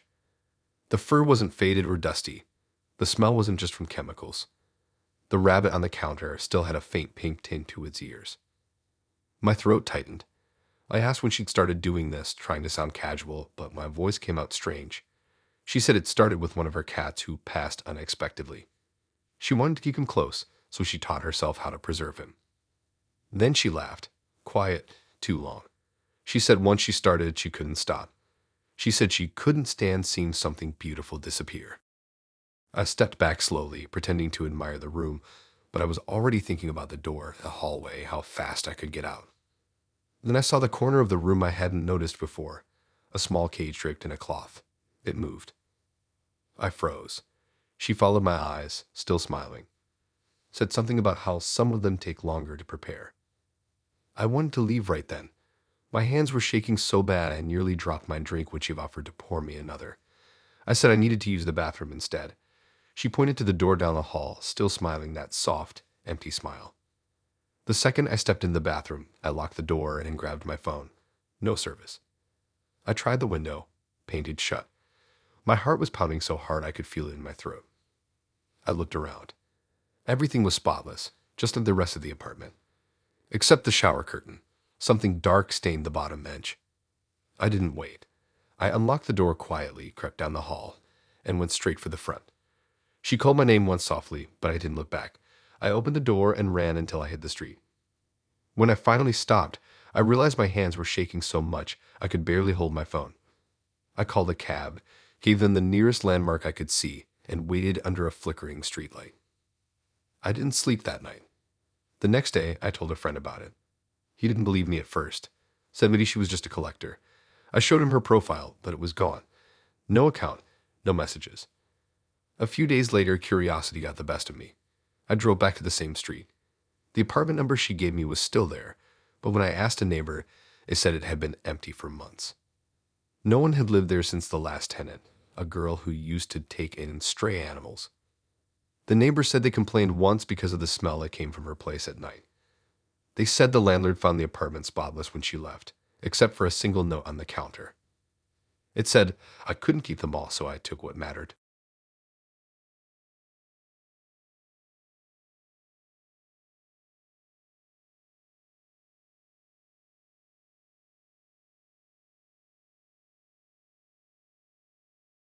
It started like the kind of date everyone wishes for. He was perfect, like someone had built him out of all the things I'd ever said I wanted. His name was Adrian. We met on an app, but he messaged me differently than everyone else. No cheesy pickup lines, no fake compliments. He mentioned something real, a book I had posted about weeks ago. He said it was his favorite too. That alone caught my attention. Nobody ever knew that book. He was polite, funny in that quiet way, and his messages made it easy to talk. Within a few days, it felt like we already knew each other. Every response from him was exactly what I wanted to hear. Not too much, not too little. Perfect balance. When he asked to meet in person, I didn't even hesitate. We met at a cafe downtown, the kind that plays soft jazz and smells like cinnamon. He was waiting outside, early, wearing a blue sweater that somehow made his eyes look brighter. He looked like his photos, which was already rare enough, but something about him in person felt different. Calmer, controlled. The second I sat down, he asked about my day like he actually cared. He listened, nodded, smiled at all the right moments. When I joked about my bad cooking, he laughed and said he was terrible in the kitchen too, that he once almost set off a fire alarm making pancakes. I laughed because I'd posted that exact story months ago. At first, I thought it was just coincidence. Maybe he related to it. Maybe everyone's burned pancakes at least once. We ordered drinks, and while we waited, he talked about his job. Marketing, same as mine. Even the same small agency. I thought he was joking until he listed the name of one of our clients, one that wasn't even public-facing. That should have been weird, but he said it so naturally I let it slide. He said he worked remote for a while, that maybe that's why we hadn't crossed paths. The more he talked, the more familiar he felt. Not just in that dating kind of way. deeper than that. Every time I mentioned something, he already knew about it. The shows I liked, the songs I listened to, even the exact gym I went to. He said he lived a few blocks away from me, that he often walked past the same park I posted about last month. He even said he loved that same coffee spot where I checked in online last week. By the time we finished our drinks, I was half flattered and half unsettled. It was like talking to someone who had studied me. He asked if I wanted to take a walk, and since it was early, I agreed. The city felt quieter than usual, and he walked close, but not too close. Perfectly polite. He told me about his family, how his mom was an artist, his dad worked overseas, and how he'd grown up near the coast. The more he talked, the more this weird deja vu settled in. The things he said, they weren't random. They were things I'd written before, posts from years ago, stuff buried deep in my timeline, things I barely remembered sharing. I left nervously, trying to shake it off. But when he mentioned his favorite beach being the exact one I'd taken pictures at when I was 16, down to describing the pier and the old red boat that used to sit near the rocks, my stomach dropped. I hadn't posted that picture in years. It wasn't even public anymore. He noticed my silence and asked if something was wrong, still smiling. That perfect, harmless smile. I said no, that I was just tired. He nodded, said he understood. He always understood. When he walked me home, he didn't ask to come up. He just said he'd text me later and that he was really glad we met. The second he left, I opened my laptop and went through my social media. It didn't take long to see it. Every little story he'd told me, every small detail about his life, matched something I'd posted. He'd mirrored me, piece by piece. Even the way he spoke, his favorite foods, his playlists, everything came from me. He even copied the same quote I once wrote in a caption 3 years ago, word for word. My hands were shaking when I scrolled deeper. I looked at my follower list, old messages, tagged comments. I didn't recognize his name anywhere, but that didn't mean anything. He could have used a different account, a fake one. I searched his number, nothing. His name, no record on the company's site he said he worked for. No LinkedIn, no old posts, no trace of him anywhere. It was like he didn't exist before a few weeks ago. That night, I barely slept. Every sound outside made me jump. The next morning, he texted, said he had a great time and wanted to see me again. I stared at the message for a long time before answering. I asked how he found that cafe, pretending I hadn't caught on. He replied instantly, said he'd seen me tag it once years ago, said he thought it'd be nice to finally take me there. My throat went dry. I didn't respond. The messages kept coming through the day. Little things. Compliments. Questions about whether I'd eaten, whether I was working from home or at the office. When I didn't reply, he sent another one, just a single line that made my stomach twist. He said, "You looked even prettier tonight than you did in that post from 2018. I blocked him, changed my accounts to private, deleted anything that had a location tag. For a few weeks, nothing happened. I started to relax. Then one night, I got a friend request on a new account. The profile picture was blank, the name just an initial, Hey. The only post on the account was a photo of me, from that first date, sitting at the cafe, smiling, drink in hand. It wasn't a photo I'd taken. It was from his side of the table. I could see myself clearly, the reflection in the window behind me, the same blue sweater sleeve in the corner of the frame. That meant he'd been watching long before I noticed. I deleted my accounts that night. Everything. Facebook, Instagram, even the old stuff I hadn't used in years. For a while, things went quiet again. I stopped hating, stopped posting, just lived offline. Then a few days ago, a letter came in the mail. No name, just my address written neatly in blue ink. Inside was a single piece of paper. It said, "It's hard getting to know you again without your updates." And taped to the bottom was a printed photo of me from 2 days earlier, walking home from work. The same outfit, the same street. The photo was taken from behind.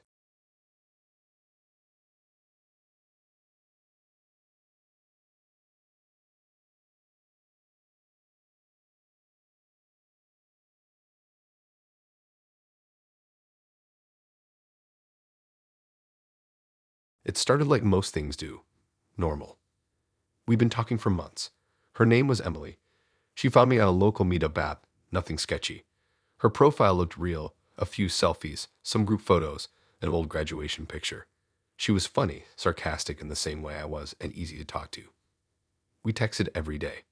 Morning messages, random memes, late night conversations. She remembered little things I told her. My favorite coffee order, the route I took to work, the names of my friends. She even sent pictures of her dog, this tiny white thing with a crooked ear.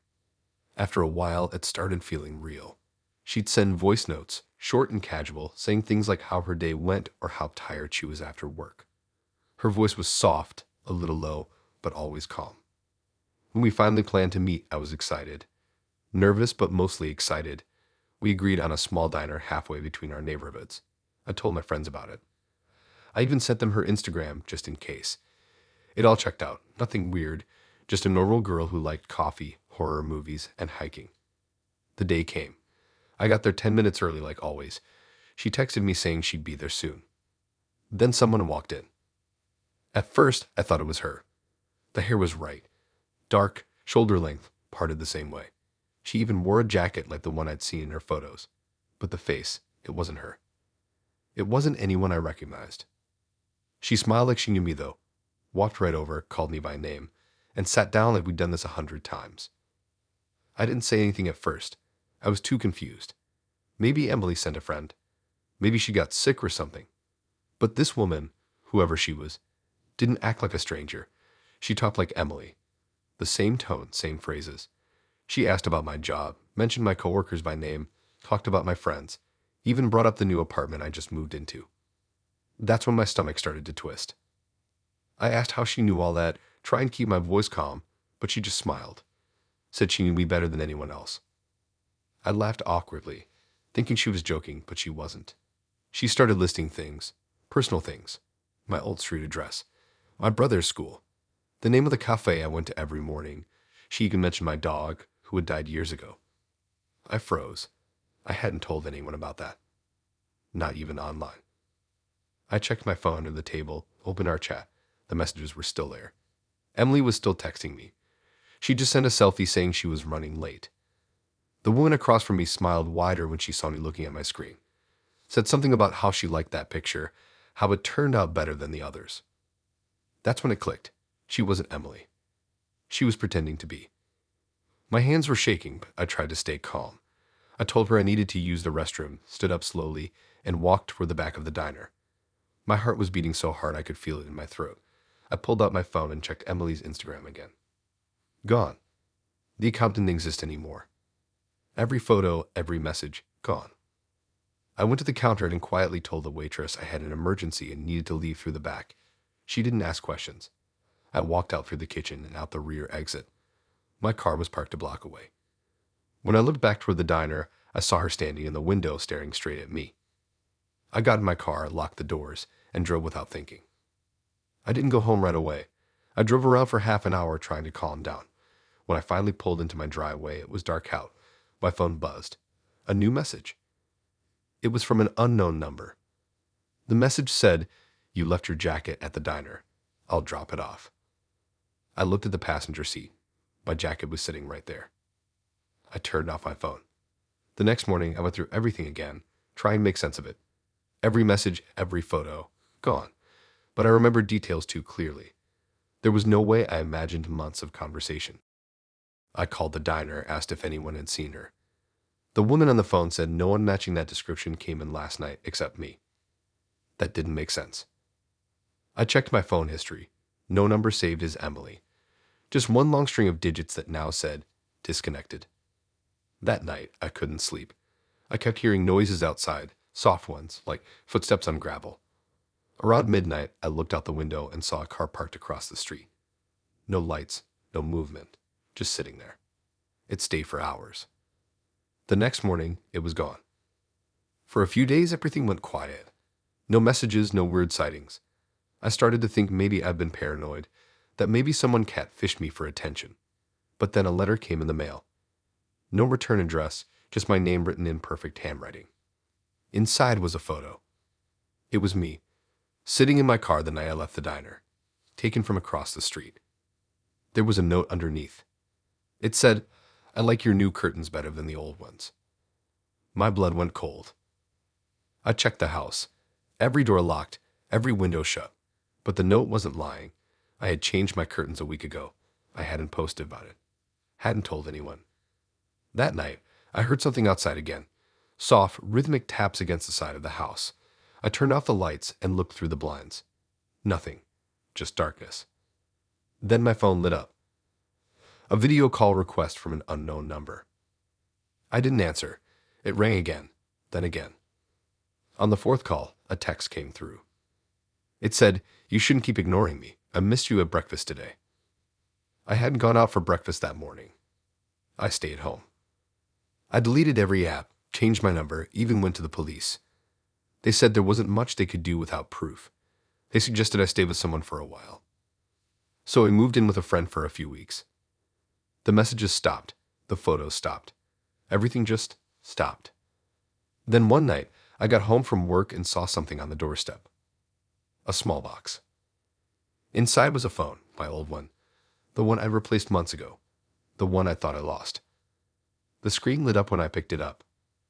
There was one notification. Message from Emily. I opened it. It was a photo, taken from my bedroom window. Me asleep.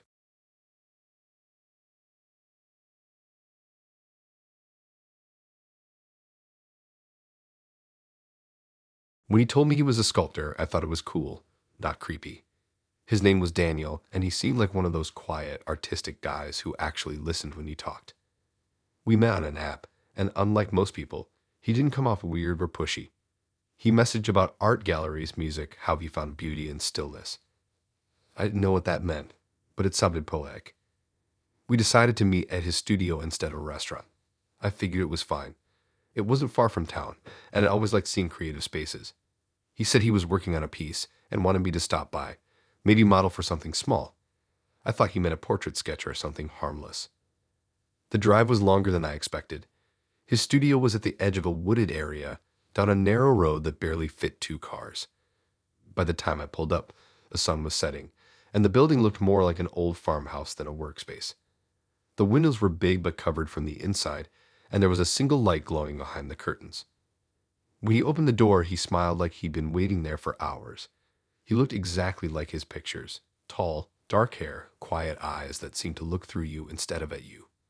He thanked me for coming, offered me coffee, and said he just needed to finish shaving something before we started. The inside smelled like clay and turpentine, that thick, earthy smell that sticks in your throat. Sculptures filled every corner, from half-finished busts to abstract shapes that didn't look like anything. The room was dim except for a few warm lamps pointing at tables covered in tools and brushes. He showed me some of his work, mostly figures, women, to be specific. Every sculpture looked lifelike, detailed to the smallest wrinkle or hair strand. Their eyes were closed, faces peaceful, like they were sleeping. I couldn't stop staring. He said he liked sculpting people who looked real. Not models, not celebrities. Just ordinary people who caught his attention. He said he wanted me to pose for one of his smaller projects. I laughed and said sure, mostly to be polite. He handed me a cup of coffee, and I noticed his hands, rough, covered in faint stains that didn't look like paint. He watched me drink, asking questions about my job, my family, the city I've lived in. He knew details already. He said he looked at my social media for inspiration. At first, I brushed it off. Artists do weird stuff for reference. But the way he said it made me feel strange, like he'd memorized more than what I posted publicly. He asked if I wanted to see where he did most of his work, the real studio, as he called it. I said sure, pretending to sound curious, even though my stomach was tightening. He led me through a small hallway to a door that looked heavier than the rest. When he opened it, a wave of cold air hit me. The basement smelled damp, mixed with that same clay scent but stronger. The lights flickered as we walked down the stairs, and the deeper we went, the quieter it got. The room below was massive, bigger than I expected. Tables lined the walls, covered in jars, sponges, and sculpting knives. In the middle were several large figures covered by white sheets. He said they were still drying. I don't know why, but I felt pulled toward them. Maybe curiosity. Maybe something else. He stayed by the stairs, watching me walk closer. The sheets looked heavy, weighed down by the shapes underneath. I reached for one corner and hesitated. He didn't say anything, just kept staring. When I pulled it back, I froze. It wasn't just a sculpture. It was a woman, life-sized, detailed down to the pores on her skin. Her expression was calm, her hair sculpted so finely it looked soft. Her hands rested on her chest like she'd been laid to rest. I told myself it was just art. That's what sculptors do. But something about it felt wrong. The color was too natural, too real. The texture of the skin wasn't matte like clay. It looked almost wet. I glanced at the next one and pulled the sheet back halfway. Another woman. Different pose, same eerie detail. Her eyes were closed too. Then I saw something that made my chest tighten. A small bracelet around her wrist. I recognized it. I'd seen it before. It took me a few seconds to remember where. It was from a news story a few months ago. A missing woman. Her photo had been everywhere. Same bracelet, same tattoo near her wrist. My throat went dry. I stepped back, bumping into one of the tables behind me. A jar rolled off and shattered. The sound echoed through the basement. He didn't move. He just looked at me. I asked what this was, my voice shaking even though I tried to sound calm. He said nothing. He took one slow step down the stairs, then another. That's when I noticed something else. A camera mounted high in the corner, its red light blinking. The lens faced the center of the room. There were other sheets too, more than I could count. I started backing toward the stairs, keeping my eyes on him. He smiled, not friendly, not warm. Just a slow, knowing grin like I had figured out something I wasn't supposed to. He said something quietly, something about how every sculpture had a story, how he wanted to capture them forever. I didn't wait to hear more. I turned and ran. The stairs felt endless. I could hear his footsteps behind me, slow and steady. I nearly tripped at the top, but caught myself and sprinted to the front door. It was locked. I twisted the handle so hard it rattled. Then finally it gave way. I stumbled outside into the cold night and didn't stop running until I reached my car. When I looked back, the light from the basement window was still on. I drove straight home, shaking the whole time. I called the police, told them everything. The sculptures, the basement, the bracelet. They said they'd send someone. 2 days later, I called again to follow up. They said the house was empty. No sculptures. No sign anyone had been there for months. The landlord said it'd been vacant since spring. I checked the app we met on. His profile was gone. No messages, no pictures. Just deleted. A few nights later, I woke up to a soft sound outside, something scraping near my porch. When I looked out the window, I saw a small box sitting by the steps. Inside was a sculpture, small, delicate, my face, my exact expression from that night. Underneath it was a note. It said, "You looked perfect in fear."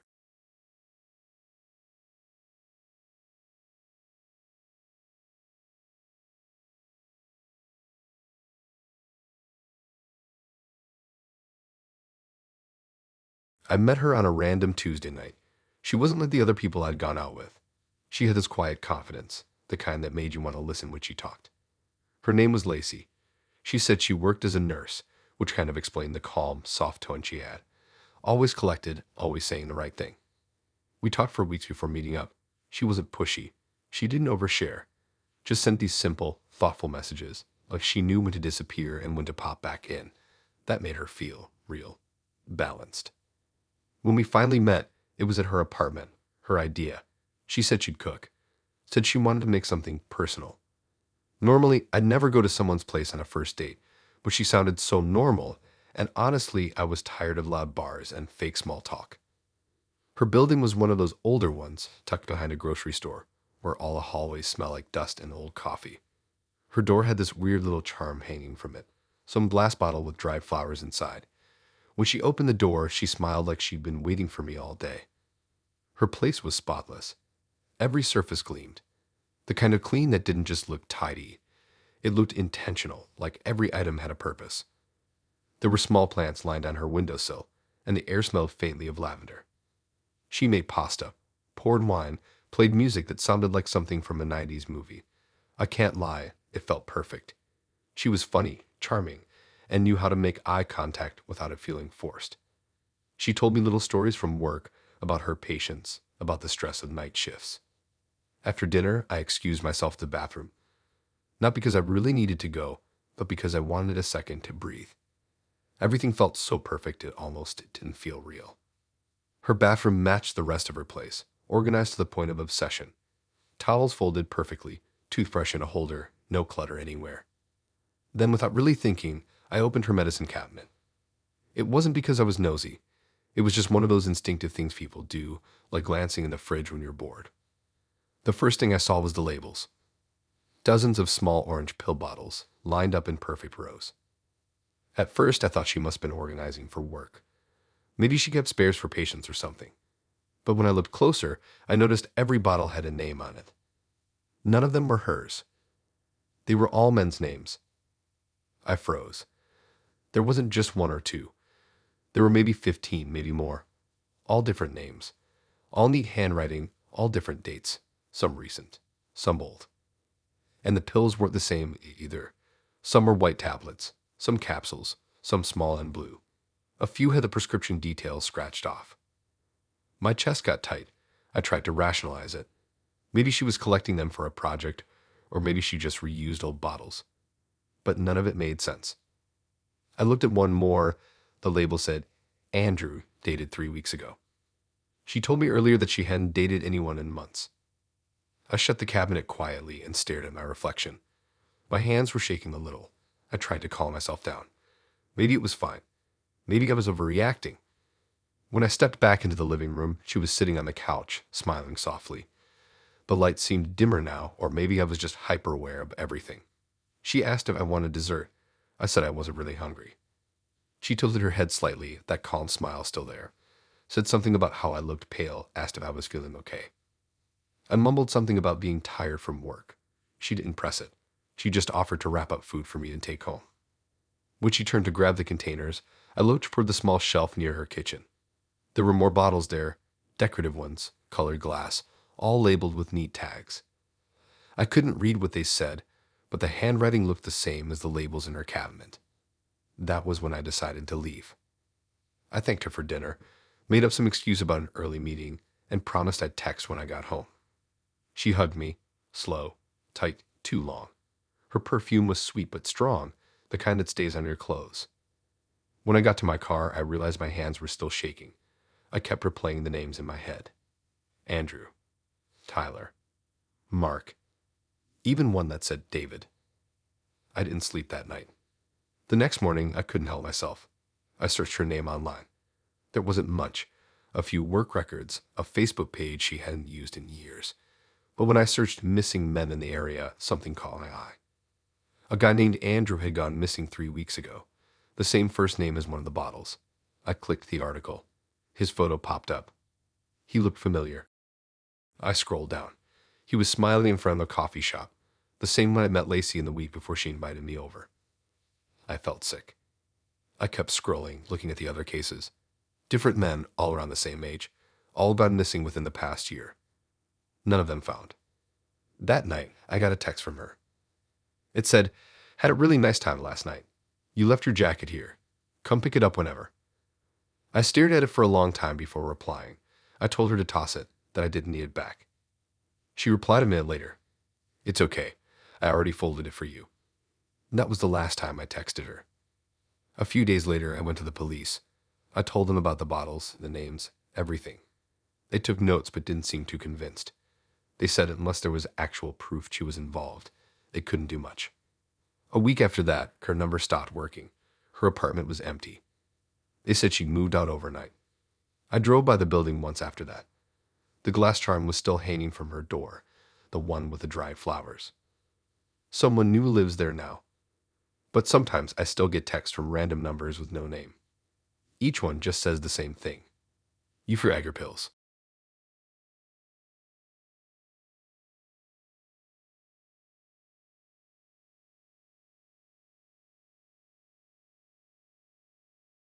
I'd only downloaded that app out of boredom. Everyone called it the adventurous one, like the kind of place people went when they were tired of small talk and wanted something different. The profiles there were blunt. No bios about long walks or favorite pizza toppings. Just people saying what they wanted. His name was Cole. He didn't sound like the rest of them. His messages weren't sleazy or weird. He just seemed calm, confident, like he knew how to talk without trying too hard. His photos were the usual mirror selfies either, all dimly lit shots, artistic almost. He looked older, maybe mid-30s, but he carried himself like he'd seen everything and didn't care what anyone thought anymore. We talked for about a week before meeting. He said he preferred being upfront and honest. He wanted to connect properly. That phrase stuck with me. It sounded deep, but vague enough to mean anything. We decided on his place, which in hindsight sounds stupid, but he said he wanted to cook. He sent me a photo of a table set for two, soft lights in the background, everything looking perfect. I told myself it was harmless, just dinner. When I pulled up to his apartment, it looked normal. A clean building, decent neighborhood, not too quiet. He greeted me at the door wearing a plain black shirt and jeans, smiling like he'd been waiting. The place smelled like something good: garlic, butter, wine. Everything about him was smooth. His voice, the way he moved, the way he kept eye contact. He poured wine, asked about my week, told stories about traveling, and I almost forgot where we met. Dinner was amazing. He was attentive without being overbearing. When he laughed, it didn't feel forced.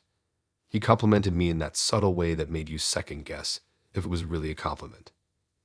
After we ate, he asked if I wanted to see his studio. He said he did photography in his spare time, portraits mostly. I thought that sounded cool. His apartment had this loft-style layout, so the studio was just a sectioned-off room with dark curtains and a bunch of lighting equipment. I stepped inside and immediately noticed how quiet it was. No background music, no city noise through the window, just silence. The walls were covered in photos, dozens of them. They were beautiful, but strange. Every subject was a woman, faces half hidden in shadows, eyes closed, mouths slightly open like they were whispering something. I asked if he'd taken all of them himself. He nodded, said he liked to capture real emotion. Then he closed the door. I didn't even notice the click until it echoed. He leaned against it, smiling softly. That calm expression from before had shifted into something else, something colder, practiced. He asked if I remembered the safe word. I froze. He said it like it was a joke, like something we talked about before. Like this was a continuation of something we'd agreed on. But we hadn't. I'd never discussed anything like that with him. I told him he must have mixed me up with someone else. He laughed, not loud, not mocking, just this quiet exhale that made my stomach twist. He said I shouldn't play dumb, that we talked about this. That's when I realized something was really off. He started walking toward me, slow, deliberate. The kind of walk that isn't threatening at first because the person knows they don't have to rush. I backed up until I hit the edge of a low table. There were ropes on it, thick, neatly coiled. He watched me notice them, smiled again, softer this time. Said he liked that I was nervous, that it made things authentic. My mouth went dry. I glanced toward the door, but he was still blocking it. He asked me again, almost teasing, what the safe word was. When I didn't answer, he tilted his head, studying me like I was part of one of his photos. Then he said the word himself, a single, simple word. And it hit me that he really thought I was someone else. He kept talking, saying how last time I'd been so shy, how I'd come around eventually. He said I'd promised to trust him. My brain was spinning. I didn't know if he was delusional or if this was some twisted game. While he was talking, I edged sideways, pretending to look at the photos on the wall. My hand brushed a small light stand near the corner. I gripped it, trying to steady myself. He took another step closer. I told him again, quietly this time, that I didn't know what he was talking about. His smile faded. That calm expression finally cracked. His eyes narrowed slightly, like he was analyzing a mistake in his own work. Then he said something that still makes my skin crawl, that he knew it was too soon to start over. He reached for one of the ropes. I grabbed the light stand and swung it without thinking. It hit his shoulder hard enough to make him stumble back. The bulb shattered, spraying glass across the floor. I didn't wait. I ran straight for the door, yanked it open, and bolted. I didn't look behind me until I was outside, halfway to my car. He hadn't followed. I jumped in, locked the doors, and just sat there shaking until my body caught up with what had happened. When I finally looked up, he was standing in his window, watching. No anger, no yelling, just that same calm expression, like he was memorizing me. I drove straight home and deleted the app that night. The next morning, I told a friend about it. She told me to report it, so I did. The police said they'd check it out. A few days later, they called to say he denied everything. Said I must have misunderstood the tone. They said there wasn't much they could do since nothing technically happened. But 2 weeks later, I started getting emails. No sender name, just blank messages with attached photos. They were all of me. That night, at his place. Sitting at the table, laughing, drinking wine. The last one was a photo from before I'd knocked the light over. Me standing in front of his wall of portraits, his shadow behind me, blurred but visible. There was one line of text beneath it. We can try again once you remember.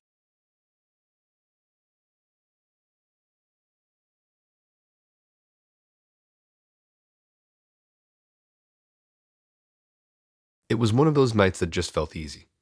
Nothing over the top, no awkward silences, no weird pauses where you start checking your phone pretending to text someone. Just smooth. Her name was Kara. We met through a mutual friend's story post of all things. She commented on something dumb I said. We started messaging, and before I knew it, we'd been talking for 2 weeks straight.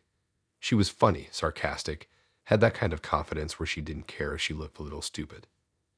We decided to grab dinner at this small Italian place near the river, the kind with candles that flicker even when there's no wind. She was already there when I arrived, sitting by the window, waving me over like we'd known each other for years. Everything about her was magnetic.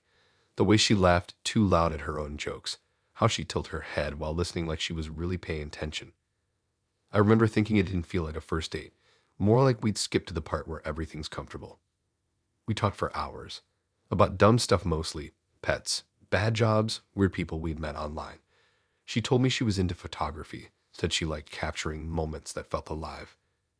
It sounded cheesy, but the way she said it made it sound deep. By the time we left the restaurant, it was close to midnight. The street outside was empty except for a few parked cars and the distant hum of traffic. She said she didn't want the night to end yet, so we walked along the riverfront for a while. The air had that cold bite to it, the kind that makes your breath visible. The lights from the city reflected in the water, making everything look softer. She kept brushing her hand against mine, not grabbing it, just close enough that I noticed. We stopped near this old bench that faced the water, and she pulled out her phone. She said we should take a selfie to remember how good the first date went. I laughed and leaned in. She held her phone up, angled it slightly, and we both smiled. Flash. She checked the photo and grinned, saying it was perfect. I didn't even look. After that, we said goodnight. She hugged me, and I remember thinking her perfume was faint but familiar, like smoke and vanilla. She told me to text her when I got home. The drive back was quiet. My phone buzzed once. A simple "tonight was great" text from her. I smiled, set the phone face down, and focused on the road. When I got home, I poured a drink, sat on the couch, and scrolled through my photos. That's when I saw it. The selfie. At first, it looked fine. We both looked happy, slightly flushed from the cold, standing close under a streetlight. But something about the lighting felt off. The glow behind us wasn't from a lamp. It looked more like a faint reflection, like something catching light from somewhere it shouldn't. I zoomed in, and that's when my stomach dropped. There was someone else in the picture, standing right behind me. Not beside us, not in the background, behind me. Close enough that if they'd moved an inch forward, I would have felt their breath. I could see the shape of a person's face over my shoulder, pale, eyes wide, mouth stretched into a grin that didn't look human.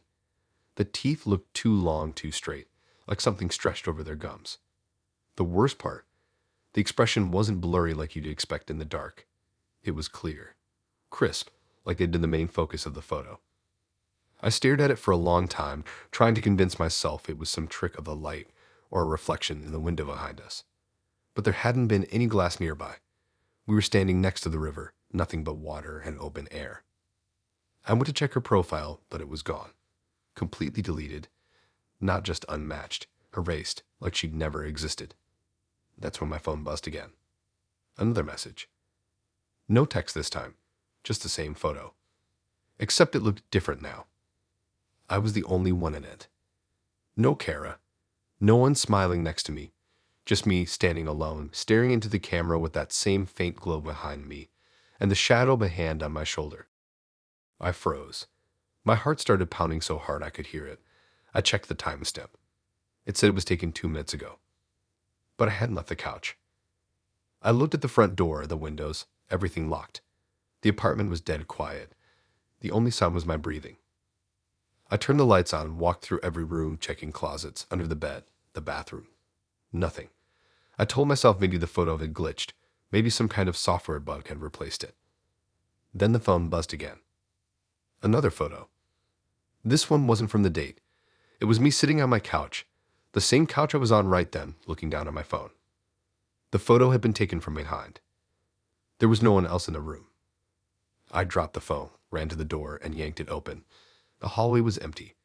No footsteps, no sounds. I went downstairs, checked the lobby.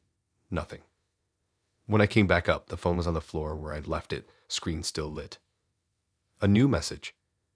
It was a voice note. I didn't want to press play, but I did. It was faint breathing at first, then a laugh, soft, slow, too close to the mic. Then a whisper. A woman's voice. She said, "We look better without her." I deleted the app that night, changed my number, wiped my phone completely. But every few days, I still get an airdrop request from an unnamed device, always the same title. ING_0013, KPG. The number keeps going up like someone's still taking photos. I don't open them anymore. But sometimes, when I walk past mirrors or check my reflection in a window, I swear I can see it. That faint outline of a face just behind my shoulder. Smiling,